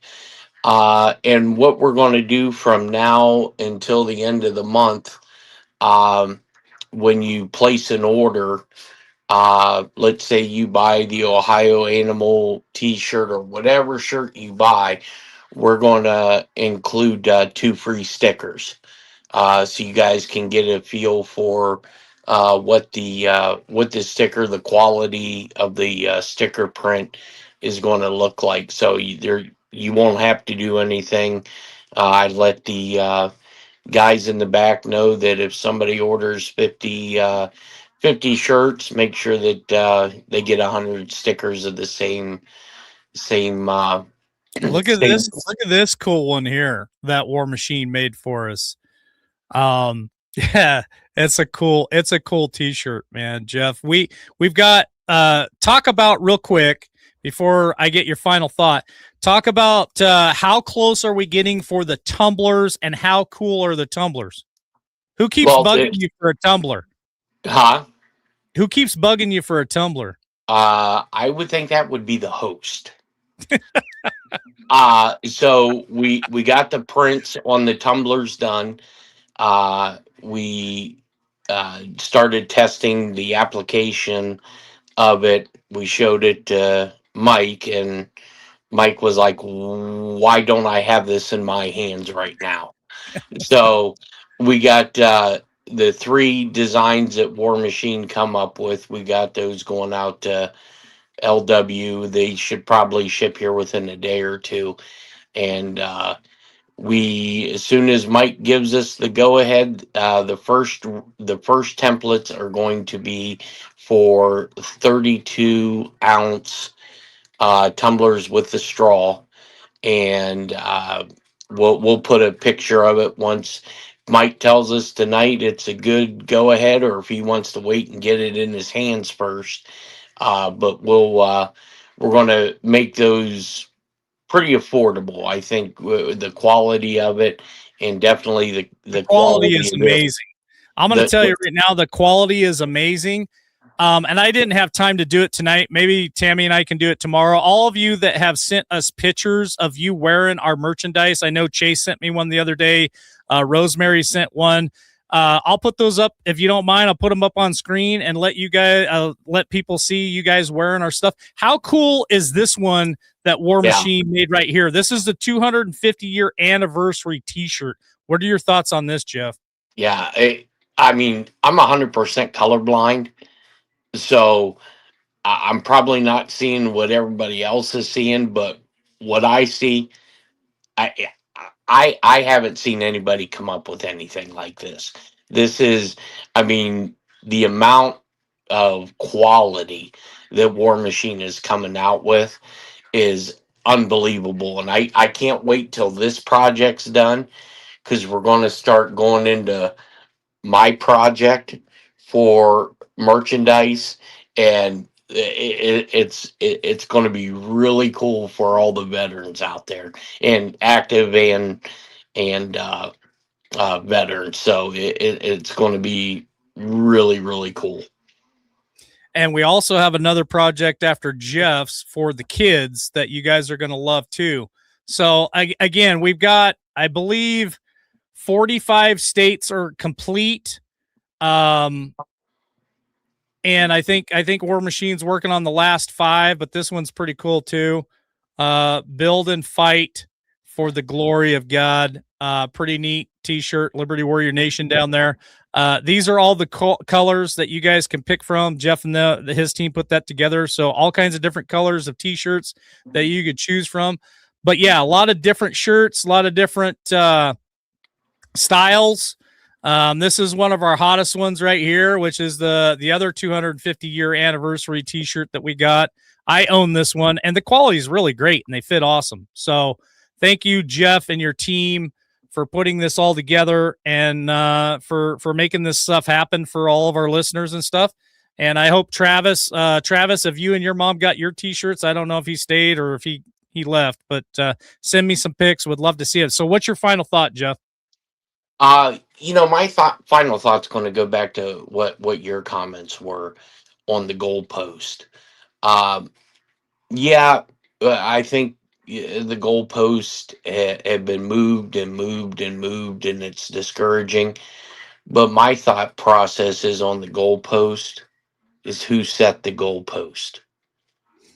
People Yeah. who, and I'm not saying we know anything, but uh, the goalpost was set by people who probably didn't know shit, and they were doing it to make money, which is sad. And that's why, on our segments, I like to say we're reverse grifters, because because we're between the gifts that we're giving out and the other projects that we got coming up. It's good to be able to give back to people and give them, allow them to get some merchandise that they'll actually like. Um, and also, I think if I was sitting in Davos, Switzerland right now, and I wasn't an American, and I wasn't part of the American delegation, I'd be scared shitless because I can only imagine, and I can't wait, and I hope the big chair is able to tell me some stuff.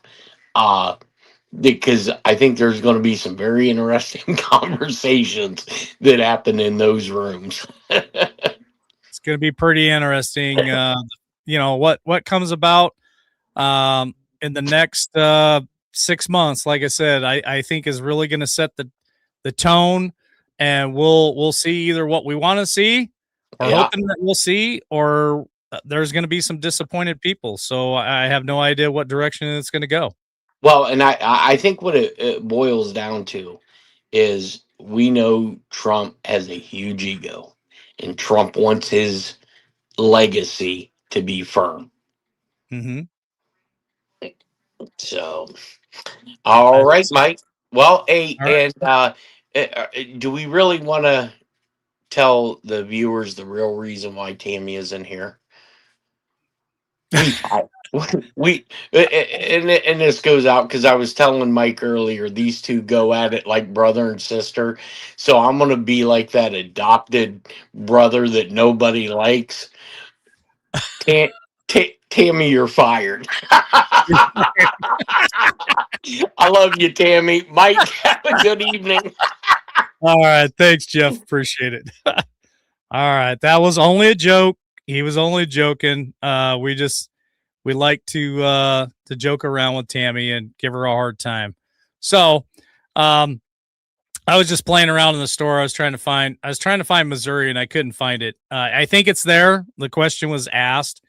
I think it's in there, but you'll have to look. I couldn't find it. I was going to pull it up on screen for you. But no, Tammy is not fired. She is home taking care of family because they are not feeling well, and she's a caretaker. And so, again, this is the end of the show. My final thought's going to be this. Thank you guys for all your love, all your support, for always being here and supporting this channel, whether it be financially or whether it be just emotionally or through your prayers or just through your views, through your likes, subscriptions, shares, and all that stuff. Thank you for all that support. Tammy needs your support more than ever right now. So any moment that you're thinking about her or thinking about, saying a prayer, please send one up there for Tammy and her husband. He's the one that needs the prayers the most. He's not feeling well. He's okay, but he doesn't feel well. And so we're praying for his healing and so that he can get his life back to normal and get back to doing what he's doing. Jeff says Missouri will be up in 5 minutes. So we have it, just isn't in the store yet. So Jeff's going to work on that.